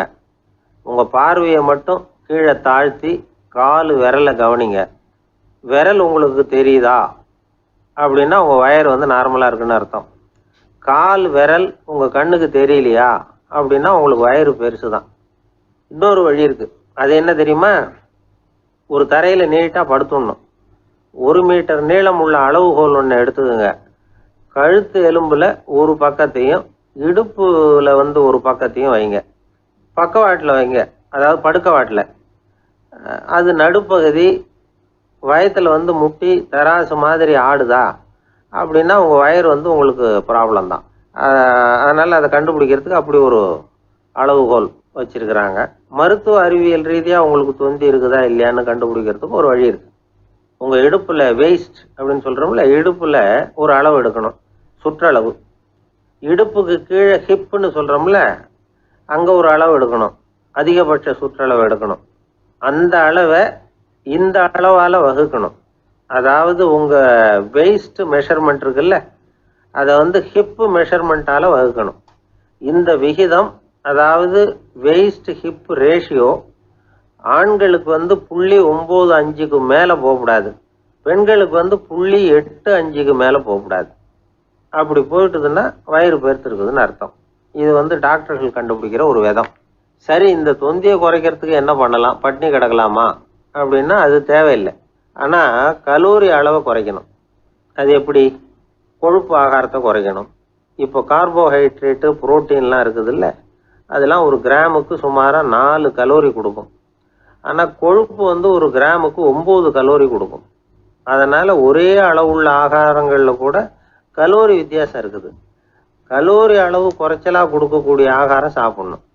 இப்போ தொந்தியை குறைக்கிறதுக்கு கடுமையான உடற்பயிற்சி தேவையா அப்படின்னு கேட்டால் அதுவும் தேவையில்லையா. ஆகாரத்தில் கொழுப்பை குறைச்சாவே போதும், மற்ற ஆகாரம் செரிக்கிறதுக்கு லேசான உடற்பயிற்சியே போதும். வயத்தை குறைக்கிறேன்னு சொல்லி சில பேர் உட்காந்து எழுந்திருப்பாங்க, அதுவும் தேவையில்லையா. அப்படிலாம் பண்ணி உங்களை கஷ்டப்படுத்திக்க வேண்டியதில்லை. வயத்தை குறைக்கிறதுக்கு அதெல்லாம் உதவுறது இல்லை அப்படின்னு அது சம்பந்தமான நிபுணர்கள் சொல்கிறாங்க. இப்போ இது சம்பந்தமாக 1984 ஒரு சோதனையே பண்ணி பார்த்துருக்குறாங்க. ஒரு நாளைக்கு 185 தடவை உட்காந்து எழுந்திருக்கிறது. இது மாதிரி 27 நாள் பயிற்சி பண்ணிவிட்டு பார்த்தாங்களாம். வயிற்று கொழுப்பில் எந்த மாறுதலும் இல்லையா. அதனால் உட்காந்து எழுந்திருக்கிற வேலையெல்லாம் தேவையில்லை. தொந்தியை குறைக்கிறதுக்கு முயற்சி பண்ணுறவங்க தோற்றத்தை அழகாக்கிறது ஒரு பக்கம் இருந்தால் கூட ஆரோக்கியமான நீண்ட வாழ்வுக்கும் அவங்க அஸ்திவாரம் போடுறாங்கன்னு தான் அர்த்தம். ஒருத்தர் வந்தார், சார் எனக்கு தொந்தி இருக்கா இல்லையான்னு கண்டுபிடிக்கிறது கஷ்டமாக இருக்குதுன்னார். சரி, நான் கண்டுபிடிக்கிறேன், இப்படி தரையில் காலை நீட்டி ஸ்ட்ரைட்டாக படுங்க அப்படின்னோம். சரின்னு படுத்துட்டார். இப்போ உங்கள் கண்ணை திருப்பி கால் கட்டை விரலை பாருங்க, கட்டை விரல் தெரியுதா அப்படின்னு கேட்டேன். தெரியுது சார்னார். நீங்கள் தெரியுதுன்னு சொல்கிறத நான் எப்படி நம்புறதுன்னு. அதோ தெரிகிற அந்த கட்டை விரல் நுனியில் ஒரு ஈ கூட உட்காந்துருக்குது பாருங்க சார் அப்படின்னார். அப்படின்னா நீங்கள் பார்க்குறது கட்டை விரல் இல்லை சார், உங்கள் மூக்கு நுனி, அங்கே தான் இப்போ ஈ உட்காந்துருக்குது அப்படின்னோம்.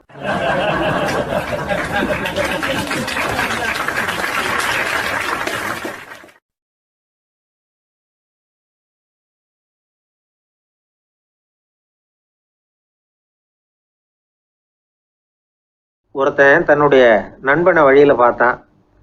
என்னப்பா லெட்டர் போட்டுனே கிடச்சிதா அப்படின்னா. ஓ கிடச்சிதேன்னா அவன். இவன் உடனே ஏன்டா போய் சொல்கிற, நான் உனக்கு லெட்டரே போடலை, சும்மா தான் கேட்டேன், உடனே கிடச்சிட்டுதுங்கிறியே அப்படின்னா. லெட்டர் போட்டேன்னு நீ போய் சொல்கிறப்போ அது கிடைச்சதுன்னு நான் போய் சொல்லக்கூடாதா அப்படின்னானா அவன். இப்படிப்பட்டவங்க சில பேர் இருந்தால் கூட இன்னைக்கு கடிதம் மூலமாக தொடர்பு கொள்ளாதவங்க இருக்கவே முடியாது. அந்த அளவுக்கு அது அவசியமான ஒன்றாயிட்டுது. இந்த அஞ்சல் அட்டைகள் எப்படி ஆரம்பமாச்சு தெரியுமா? ஆஸ்திரியா நாட்டில் ஒரு பேராசிரியர் இருந்தார். அவர் பேர் இம்மானுவேல் ஹெர்மன். அவர் ஒரு நாள் ஒரு பத்திரிகையில் கட்டுரை எழுதினாராம். இது நடந்தது 1869. அவர் எழுதின கட்டுரையில் மக்கள் அதிகம் செலவு இல்லாமல் ஒருத்தருக்கு ஒருத்தர் தகவல் பரிமாறிக்கிறது எப்படி அப்படிங்கிறத பற்றி எழுதியிருந்தார். அதுக்கு சில யோசனைகளை அவரே எழுதியிருந்தாராம். எப்படின்னா, அந்த கட்டுரையை எல்லாரும் படித்து பார்த்துருக்குறாங்க, அவர் சொன்ன யோசனைகள் என்னன்னு. அது அரசாங்கத்தின் கவனத்துக்கு அது போச்சான். ஆகா, இது அவர் சொல்கிற யோசனை நல்லா இருக்கும் போல் இருக்கு அப்படின்னு அவங்களே நினச்சிருக்கிறாங்க. அவ்வளவுதான். உடனே அந்த யோசனையை நடைமுறைக்கு கொண்டுகிட்டு வந்தாங்களாம். பேராசிரியர் இம்மானுவேல் ஹெர்மனின் யோசனைப்படி அச்சடித்த அரசு முத்திரையோட அரசாங்கம் அஞ்சல் அட்டைகளை வெளியிட ஆரம்பிச்சுதான். 1869 அக்டோபர் 7ஆம் தேதி இது நடந்திருக்கு. உலகின் முதல் அஞ்சல் அட்டை வெளிவந்த நாள் அது. அப்போ தான் அதுக்கு பேர் என்ன தெரியுமா? அதாவது கரஸ்பாண்டிங் கார்டு அப்படின்னு பேராது. அதுக்கப்புறம் என்ன ஆச்சுன்னா, உடனடியாக அமெரிக்காவிலேயே இது மாதிரியான கார்டுகளை வெளியிட ஆரம்பிச்சிட்டாங்க. அங்கே இதுக்கு என்ன பேர் தெரியுமா? Postal card. அதுக்கப்புறம் 1870 இங்கிலாந்துலேயும் இதை வெளியிட்டாங்களாம். அதை வெளியிட்ட முதல் நாள் அன்னைக்கு என்ன நடந்தது தெரியுமா? மக்கள்லாம் ஏதோ நியாய விலை கடையில் நிற்கிறது மாதிரி பெரிய பெரிய கியூ வரிசையில் நின்று இதை வாங்கினாங்களாம். நம்ம நாட்டில் முதல் அஞ்சலகம் 1927 கல்கத்தாவில் ஆரம்பமாயிருக்கு. இன்றைக்கும் அஞ்சலகம் இல்லாத இடமே இல்லை. அந்த அளவுக்கு அஞ்சல் போக்குவரத்து அதிகமாக இருக்குது. அன்னைக்கு உள்நாட்டில் ஒருத்தருக்கு ஒருத்தர் தகவல் பரிமாற்றம் செய்து கொள்ள மலிவான ஒரு அஞ்சல் அட்டையை அரசாங்கம் வெளியிடலாம் அப்படின்னு பேராசிரியர் எழுதின கட்டுரை இன்னைக்கு எந்த அளவுக்கு ஆகியிருக்கு பார்த்தீங்களா? ஒருத்தன் ஒரு தபால் பெட்டிக்கு பக்கத்தில் தலையை வச்சுக்கிட்டு அவன் பாட்டுக்கு நின்றுட்டு இருந்திருக்கான். அங்கேருந்து இன்னொருத்தன் கேட்டிருக்கான், என்ன ஆச்சுன்னு. கொஞ்ச நேரத்துக்கு முன்னாடி இந்த தபால் பெட்டியில் ஒரு கார்டு எழுதி போட்டேன், விவரமெல்லாம் நல்லா தான் எழுதியிருக்கிறேன், ஆனால் அட்ரஸ் எழுத மறந்துட்டேன் அப்படின்னு நானா. உடனே அவன், அதுக்காக கவலைப்படாத, நான் போட்ட கார்டில் அட்ரஸ் எல்லாம் பின்கோடு உள்பட கரெக்டாக எழுதியிருக்கேன், ஆனால் விவரம் எழுத மறந்துட்டேன் நானா. கவலைப்படாத, கொஞ்ச நேரத்தில் தபால்காரர் வருவார், பெட்டியை திறந்ததும் நம்ம லெட்டரை கேட்டு வாங்கிக்கலாம்னா ஒருத்தன். கொஞ்ச நேரத்துக்கு முன்னாடி அவர் வந்தார், கேட்டேன், அதுக்கப்புறம் தான் மனசுக்கு ரொம்ப கஷ்டமாக போச்சு நானா. இவன் ஏண்டான்னு கேட்டிருக்கான். அவன், இது தபால் புட்டு இல்லையா?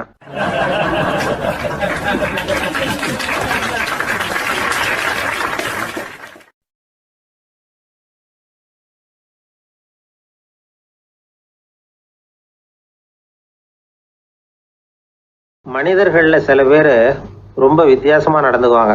மற்றவங்களுக்கு அது ரொம்ப ஆச்சரியமாக கூட இருக்கும். அந்த ஆள் ஒரு மாதிரி, பார்த்து நடந்துக்கோ அப்படின்னு கூட சொல்கிறது உண்டு. இவங்களை பார்த்து நாம் பித்து குளியும்போம். உளவியல் இவங்களை எக்ஸென்ட்ரிக்ஸ் அப்படின்னு சொல்லுது. இவங்களை மனநோயாளிகள்னு தவறாக புரிஞ்சிக்கக்கூடாது. அவங்க வேற, இவங்க வேற. எக்ஸென்ட்ரிக்ஸ் பற்றின சில விவரங்கள் ஒரு புத்தகத்தில் இருக்குது. அதாவது ஸ்காட்லாந்தில் ஒரு உளவியல் மருத்துவர் அதை எழுதியிருக்கிறார். அவர் பேர் டாக்டர் டேவிட் வீக்ஸ். அவருக்கு ஒரு உதவியாளர் இருந்தாராம். அவர் பேர் கேட் வுட். இவங்க 2 பேரும் சேர்ந்து இங்கிலாந்து பூரா சுற்றி பார்த்துருக்காங்க. 3 வருஷம் சுற்றினாங்களாம். நான் சொன்னது மாதிரி ஒரு மாதிரியாக இருக்கிற ஆசாமிகள் பல பேரை சந்தித்து பேசி அவங்கள பற்றி ஆய்வுலாம் நடத்தியிருக்கிறாங்க. அப்படி நடத்தி அதை ஒரு புஸ்தகமாக எழுதியிருக்கிறாங்க. நிறைய பேசி பார்த்துட்டு அவங்க சொல்லியிருக்கிறத கேட்டால் ரொம்ப ஆச்சரியமாக இருக்குது. நாம் இவங்களை பார்த்து பித்துக்குழிங்கிறோம், எக்ஸென்ட்ரிக்ஸ் அப்படின்னு சொல்கிறோம், கிண்டல் கூட பண்ணுறோம். ஆனால் அவங்களோட அறிவு ரொம்ப தெளிவானதான். இந்த ஆராய்ச்சியாளர்கள் சொல்கிறாங்க, அவங்க உடல் நலமும் ரொம்ப நல்லா இருக்குதான், உடம்புலையும் எந்த கோளாறும் இல்லையா. அவங்களுக்கு மகிழ்ச்சியும் அதிகமாக, ஆயுளும் அதிகமாக. அவங்களில் பல பேர் என்ன சொல்கிறாங்கன்னா, நீங்கள் நினைக்கிறது மாதிரி இல்லை நாங்கள், ஆனால் நாங்கள் மற்றவங்கள்லேருந்து வேறுபட்ட தன்மை உள்ளவங்க அப்படிங்கிறத ஒத்துக்கிறாங்களாம். இந்த உலகம் பிறந்ததுலேருந்தே இப்படிப்பட்ட வித்தியாசமான ஆசாமிகளும் பிறந்திருக்கிறாங்க. சரி, அப்படிப்பட்டவங்க எப்படி இருப்பாங்க? இப்போ ஒரு மகாராஜா தன்னோட நாய்க்கு லட்சக்கணக்கில் பணம் செலவு பண்ணி கல்யாணம் பண்ணி வச்சிருக்கிறார். ஒரு கோடீஸ்வரர் தான் வளர்த்துக்கிட்டு இருந்த பூனைகளுக்கு தன்னோட சொத்து பூராவை எழுதி வச்சிருக்கிறார். இது மாதிரி ஒருத்தர் 2 பேர் இல்லை, நிறைய பேர் உண்டு. சில பேர் எப்படி தெரியுமா, அவங்களுக்கு வசதியில் எந்த குறையும் இருக்காது. வீடு, காரு, பணம் எல்லாம் தாராளமாக இருக்கும். அப்படி இருந்தாலும் அவங்கக்கிட்ட ஒரு பழக்கம் இருக்கும். யாராவது ஒரு நண்பர் வீட்டு விசேஷத்துக்கு போயிருப்பார், இல்லைன்னா ஒரு கடைக்கு போயிருப்பார். அவங்க ரொம்பவும் மரியாதையாக வரவேற்று எல்லாம் பண்ணிகிட்டு இருப்பாங்க. ஆனால் இவர் அவங்களுக்கு தெரியாமல் ஏதாவது ஒரு பொருளை திருடி பாக்கெட்டில் போட்டுவிட்டு வந்துடுவார். அப்படி வந்தால் தான் இவருக்கு திருப்தி. பல பேர் அவங்க வளர்த்த பிராணிகளுக்கு பளிங்கு கல்லால் சமாதி கட்டி வச்சிருக்கிறாங்க. இப்படிலாம் பண்ணுறாங்க. பல பேர் அவங்களுக்கு பிடித்தமான ஒருத்தர் எப்படியோ அதே மாதிரி தலைமுடி, தாடி வச்சுக்கிறது, உடை உடுத்திக்கிறது, மலை குகையில் போய் குடியிருக்கிறது, இப்படி எவ்வளவோ வினோதமான நடவடிக்கைகள். இவங்களையெல்லாம் ஆய்வு பண்ணின டாக்டர் வீக்ஸ் என்ன சொல்கிறாரு தெரியுமா? பொதுவாக இவங்க உயர்ந்த புத்திசாலிகளாக இருக்கிறாங்க. ஒருமைப்பட்ட மனம், கருமையுமே கண்ணான பண்பு, தனிமையை நாடுற மனப்பான்மை எல்லாம் இவங்களுக்கு உண்டு. அவங்களில் பல பேர் அவங்க பெற்றோருக்கு முதல் குழந்தை அல்லது ஒரே குழந்தை, இப்படி தான் இருக்கிறாங்க. இது மாதிரியானவங்க பெண்கள் 1 பங்குன்னா ஆண்கள் 2 பங்கு. இவங்கெல்லாம் ஆக்கப்பூர்வமான செயல் செய்கிறாங்க. அப்படிப்பட்டவங்களாக தான் இருக்கிறாங்க. அடுத்தவங்க கிட்ட அன்பு காட்டுறவங்களா இருக்கிறாங்க, உற்சாகம் ஊட்டுறவங்களா இருக்கிறாங்க. அவங்களுடைய ஆக்கப்பூர்வமான பணிகளுக்கு ஊக்கம் கொடுத்தா அவங்க மன சந்தோஷமும் உடல் நலமும் பெருகும், ஆயுளும் கூடும். இதெல்லாம் அந்த டாக்டருடைய கண்டுபிடிப்பு. பித்துக்குழித்தனத்துக்கும் மனநோய்க்கும் வித்தியாசம் உண்டுங்கிறத சொல்கிறது தான் இந்த தகவல். அதனால் ரெண்டும் ஒன்றுன்னு நினச்சிடக்கூடாது. ஒரு நண்பன் ஒருத்தனை பற்றி சொல்கிறோம். அவன் எந்த வகைன்னு நீங்களே முடிவு பண்ணுங்களேன். அவன் ஒரு கல்யாண வீட்டுக்கு போய் சாப்பிட்டுட்டு வெளியில் வந்தோம். அவன் கூட வெளியில் வந்த உடனே ரொம்ப நேரமாக தன்னோட செருப்பை தேடிக்கிட்டு இருந்தான். என்னப்பா இன்னுமா உன் செருப்பு கிடைக்கல அப்படின்னு கேட்டோம். இல்லை என்னது முன்னாடியே கிடைச்சுட்டுது, அதை விட நல்லதாக ஏதாவது கிடைக்குமான்னு பார்க்குறேன் அப்படின்னா அவன்.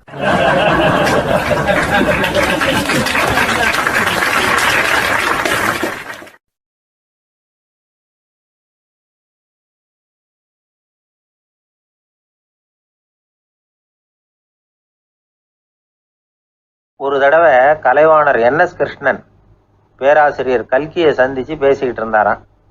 கலைவாணர் கல்கியை பார்த்து, எனக்கு கதை எழுத ஆசையாக இருக்குது, எப்படி எழுதுறதுன்னு கேட்டாராம். கதை எழுதுறதுக்கு 4 மை வேணும்னாராம் கல்கி. அப்படியா, அப்படின்னா என்னென்ன கலர் மை அப்படின்னு கேட்டிருக்காரு கலைவாணர் சிரிச்சுக்கிட்டே. நான் சொன்னது கலர் மை இல்லை, அது வேற மை. அதாவது கதை எழுதுறதுக்கு தேவைப்படுகிற 4 மை எதுன்னா, 1 திறமை, 2 பேணாமை, 3வது தனிமை, 4வது பொறுமை அப்படின்னாராம். உடனே கலைவாணர், உங்கள் யோசனை அருமை அப்படின்னாராம். அதுதான் கலைவாணர். பொதுவாக எழுத்தாளர்கள் எழுதுகிற மாதிரி நடந்துக்கிறது இல்லை.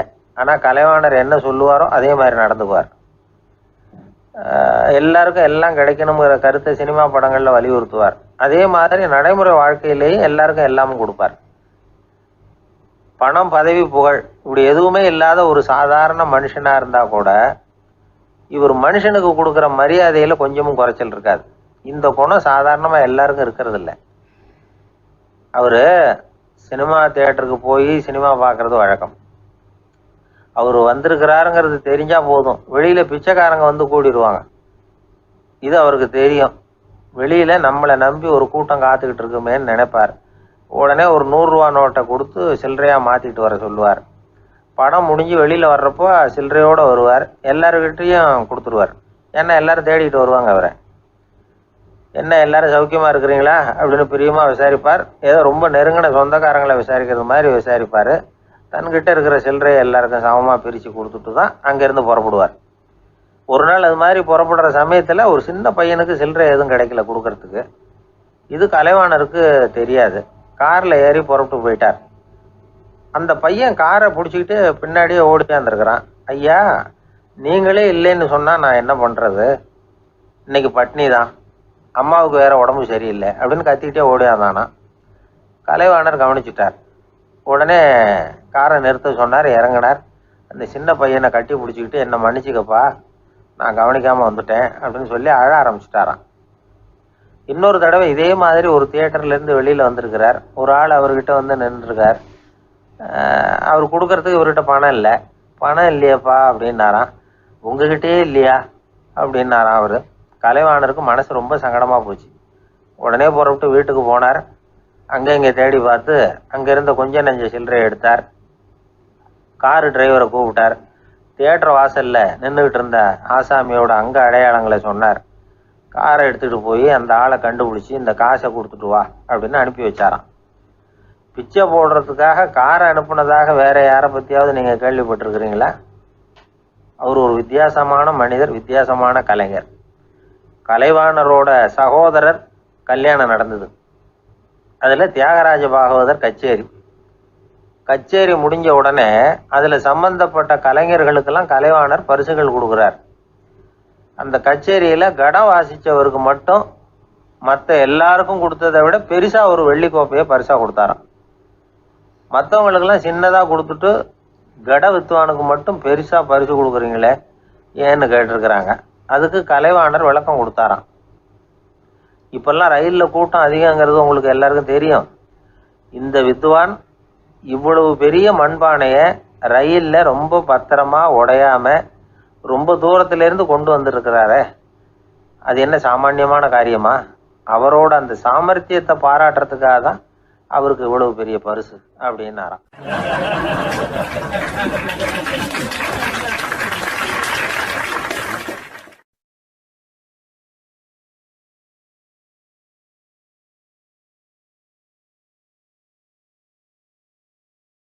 ஒரு அரசன், அவனுக்கு வயசாயிட்டுது. அதனாலேயே இந்த கவலை பயம் எல்லாமும் அதிகமாயிட்டுது. மரண பயம், ராத்திரியில் சரியாக தூங்க முடியல, இப்படி ஆயிட்டுது நிலைமை.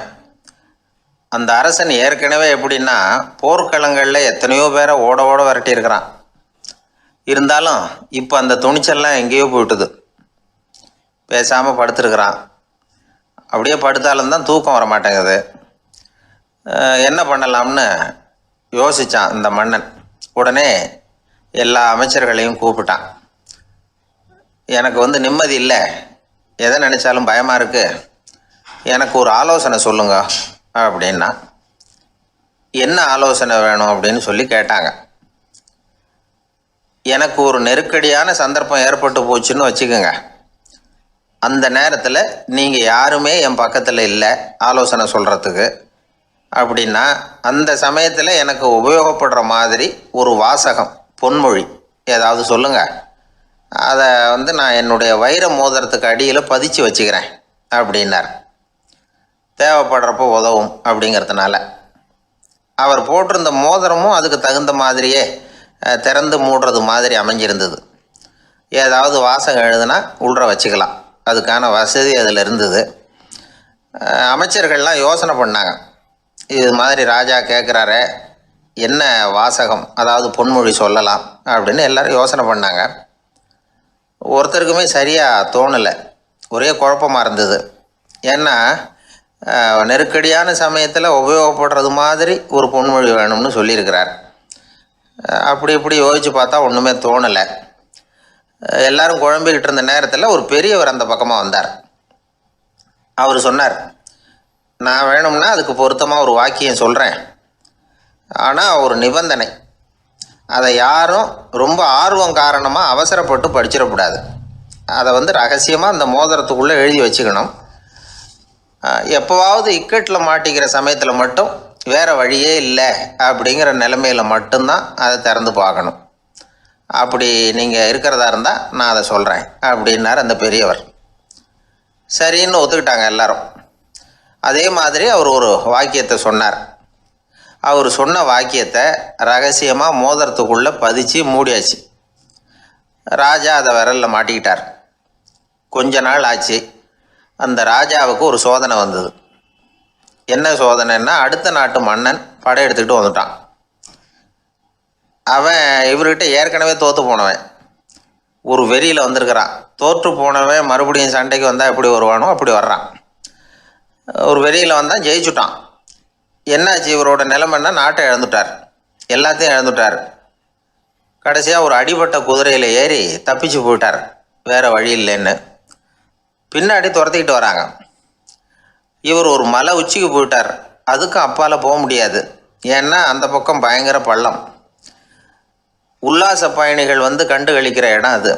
ஆனால் இவருக்கு அது சாவு பயணத்தின் வாசல், திரும்பவும் முடியாது, அவ்வளவு குறுகிய பாதை அது, வேறு வழியே இல்லை.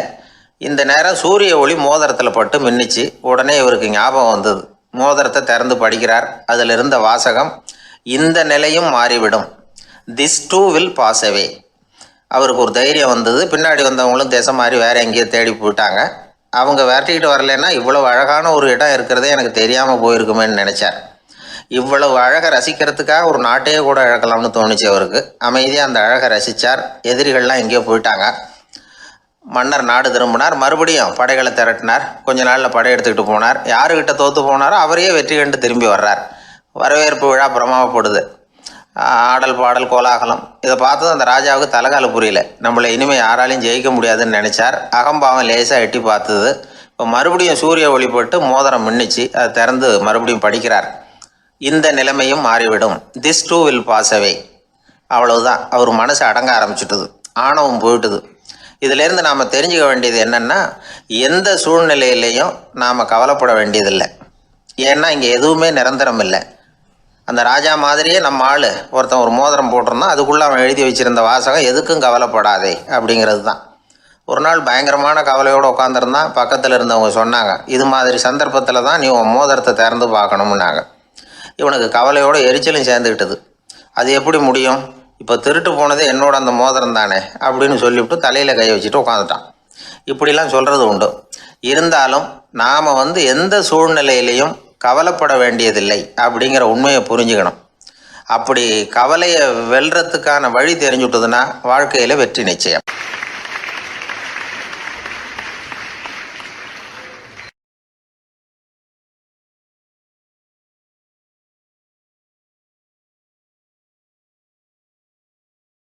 அறிவில் சிறந்தவர்கள் ஆண்களா பெண்களா? என்னுடைய நண்பர் ஒருத்தரை பார்த்து நான் கேட்ட கேள்வி இது. அவர் மெதுவாக தன்னுடைய தலையை சொரிஞ்சுக்கிட்டே சொன்ன பதில், அதில் என்ன சார் சந்தேகம், அவங்க தான் அப்படின்னார். அனுபவ அடிப்படையில் அவர் இப்படி சொல்கிறார். அறிவியல் அடிப்படையில் பார்க்குறவங்களும் இப்படி தான் சொல்கிறாங்க. இயற்கையின் நோக்கம் இனப்பெருக்கம், இதில் பெண்களின் பங்கு அதிகம். அதனால் இயற்கையே பெண்களுக்கு பல சலுகைகளை கொடுத்துருக்குது, சக்தியை கொடுத்துருக்குது. இப்போ வெளிநாடுகளில் இதை பற்றியெல்லாம் நிறைய ஆராய்ச்சி பண்ணி பார்த்துருக்குறாங்க. புள்ளி விவரங்கள்லாம் வெளியிட்டிருக்கிறாங்க. ஆண் குழந்தைகளை விட பெண் குழந்தைகள் முன்னாடியே பேச ஆரம்பிச்சுடுறாங்களாம். அது மட்டும் இல்லை, அதிக எண்ணிக்கையில் வார்த்தைகளை கற்றுக்கிறாங்களாம். அப்புறம் பலவிதமான வாக்கிய அமைப்புகளை அமைச்சு பேசுகிறதுலையும் பெண் குழந்தைகள் முன்னாடியே ஆரம்பிச்சுடுறாங்களாம். இதெல்லாம் சீக்கிரமாக செய்கிறது பெண் குழந்தைகள் தான். சம வயது உள்ள ஆண் குழந்தைகள் பெண் குழந்தைகள் இவங்களை வச்சு சோதனைகள் பண்ணி பார்த்துருக்குறாங்க. அதாவது ஒரே வயசுள்ள ஆண் குழந்தை பெண் குழந்தை இதெல்லாம் வச்சு அவங்கக்கிட்ட ஒரே கேள்வியை பல விதமாக கேட்குறது, ஒரே செய்தியை வேறு வேறு கோணங்கள்லேருந்து விளக்கிறது, தவறு இல்லாமல் பேசுறது, வேகமாக படிக்கிறது, எழுதுறது, புரிஞ்சுக்கிறது, இப்படி இதை பற்றிலாம் எத்தனையோ சோதனைகள்லாம் செஞ்சு பார்த்துருக்குறாங்க. அப்படி பார்த்ததில் என்ன தெரிஞ்சதுன்னா, அதில் எல்லாம் ஆண் குழந்தைகளை விட பெண் குழந்தைகள் 1.5 மடங்கு அதிக திறமை உள்ளவங்களாக இருக்கிறாங்களாம். இன்னொரு மொழியை கற்றுக்கிறது, பேசுறது, எழுதுறது, இது கூட பெண்களுக்கு சுலபமாக வருதான். 2 மொழிகளை மாற்றி மாற்றி பேசுறது, மொழிபெயர்க்கிறது, இப்படிலாம் கூட சோதனை பண்ணி பார்த்துருக்குறாங்க. இதுலேயும் பெண்களுக்கு தான் அதிக திறன். சரி, இதை விடுங்க. புள்ளி வச்சு கோலம் போடுறது, அதிலிருந்து இந்த கை கடிகாரங்களில் கம்ப்யூட்டர்களில் நுண்ணிய பாகங்களை பொருத்துறது, இது வரைக்கும் பெண்கள் தான் திறமையாக செயல்படுறாங்க அப்படிங்கிறது அந்த சோதனை முடிவு. இந்த நுட்பம், துல்லியம், விரைவு, சிறு கை இயக்கங்களோடு செய்ய வேண்டிய மென்மையான பணிகள், இதுக்கெல்லாம் தேவை கவன குவியம், பொறுமை. இதெல்லாம் பெண்கள்கிட்ட தான் இருக்குதான். அமெரிக்காவில் இன்னொரு சோதனை கூட செஞ்சு பார்த்துருக்குறாங்க.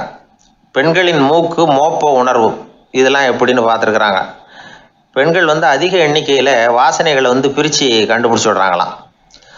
ஆண்களால் அந்த அளவுக்கு முடியலையாம். சரி, காது எப்படின்னா செவிப்புலன் உணர்வும் பெண்களுக்கு தான் அதிகமாக. ஒரு கும்பல், அதில் பலவிதமான சத்தம், அதுக்கு இடையில் இந்த குரலோட தொனி, ஏற்ற இறக்கம், இதை வச்சே பேசுகிற ஆளை கண்டுபிடிச்சிடுறாங்களாம். ஒரு கூட்டத்தில் தன்னுடைய வீட்டுக்காரர் எங்கே இருக்கார், பிள்ளைகள் எங்கே இருக்காங்க அப்படிங்கிறதெல்லாம் பெண்கள் சீக்கிரமாக கண்டுபிடிச்சி விட்றாங்களாம். இன்னொரு விஷயம், ஒரு பொருளை பார்த்த உடனே அது என்னென்னு அடையாளம் கண்டுக்கிறது, அதை மனசில் பதிய வச்சுக்கிறது, அப்புறமா இன்னொரு சந்தர்ப்பத்தில் அது எங்கே இருந்தது அப்படின்னு சரியாக ஞாபகப்படுத்திக்கிறது, இது மாதிரி சோதனைகள்லாம் கூட பெண்கள் தான் முன்னணியில் இருக்கிறாங்க. ஒரு சராசரி சூழ்நிலையில் ஆண்களை விட அதிகமான எண்ணிக்கையில் புன்னகை புரியறது, சிரிக்கிறது பெண்கள் தானா. அதிகமாக தோழமை உணர்வோடு பேசுகிறது அவங்க தானா. 2 பெண்கள் பேசிகிட்டு இருக்கிறதையும் பாருங்கள், அதே மாதிரி 2 ஆண்கள் பேசிகிட்டு இருக்கிறதையும் பாருங்கள். ஆண்கள் ஒரு அடி தள்ளியே நின்று பேசிகிட்டு இருப்பாங்க. மருத்துவர்களை எடுத்துக்கொள்ளுங்கள், அதாவது சிரிச்ச முகத்தோட நோயாளிகள்கிட்ட பரிவோடு பேசுறதுல பெண் டாக்டர்கள் தான் அதிகம். இதுவரை சொல்லப்பட்டது எல்லாமே அறிவியல் பூர்வமான செய்திகள். அதனால் இளம் பெண்கள் வாழ்க்கையில் சோர்வடைய தேவையில்லை. இயற்கையே நமக்கு சாதகமாக இருக்குது, எல்லாம் முடியும் நம்மால் அப்படிங்கிறத அவங்க புரிஞ்சுக்கணும். ஒரு பையன் தன்னுடைய அப்பா அம்மா திருமண ஆல்பத்தை புரட்டிக்கிட்டே இருந்தான். அப்புறம் அம்மாகிட்ட கேட்டான், அம்மா இது யார் சின்ன வயசில் எடுத்ததா, இது என்னன்னு தெரியலையே, இந்த படத்தில் அழகாக மீசை வச்சுக்கிட்டு சிரிச்சுக்கிட்டு நிற்கிறது யார் அப்படின்னு கேட்டான். அதுதாண்டா அவங்க அப்பான்னாங்க அந்த அம்மா. அப்படின்னா இப்போ நம்ம வீட்டில் நரைச்ச தலையோடு அழுது வடிஞ்சிக்கிட்டு இருக்காரு ஒருத்தர், அவர் யாருன்னு கேட்டானா. இது பையனுடைய புத்திசாலித்தனம். பெண் பிள்ளைகள் அப்படி கேட்கறதில்ல. அதனால் இந்த கதையெல்லாம் எதுக்காக அப்படின்னா, இளம் பெண்கள் வாழ்க்கையில் சோர்வு அடைஞ்சு போயிடக்கூடாது. அதனால் பெண்கள் எல்லாம் முடியும் நம்மாலும் அப்படிங்கிறத நினச்சி செயல்பட்டாங்கன்னா வாழ்க்கையில் வெற்றி நிச்சயம்.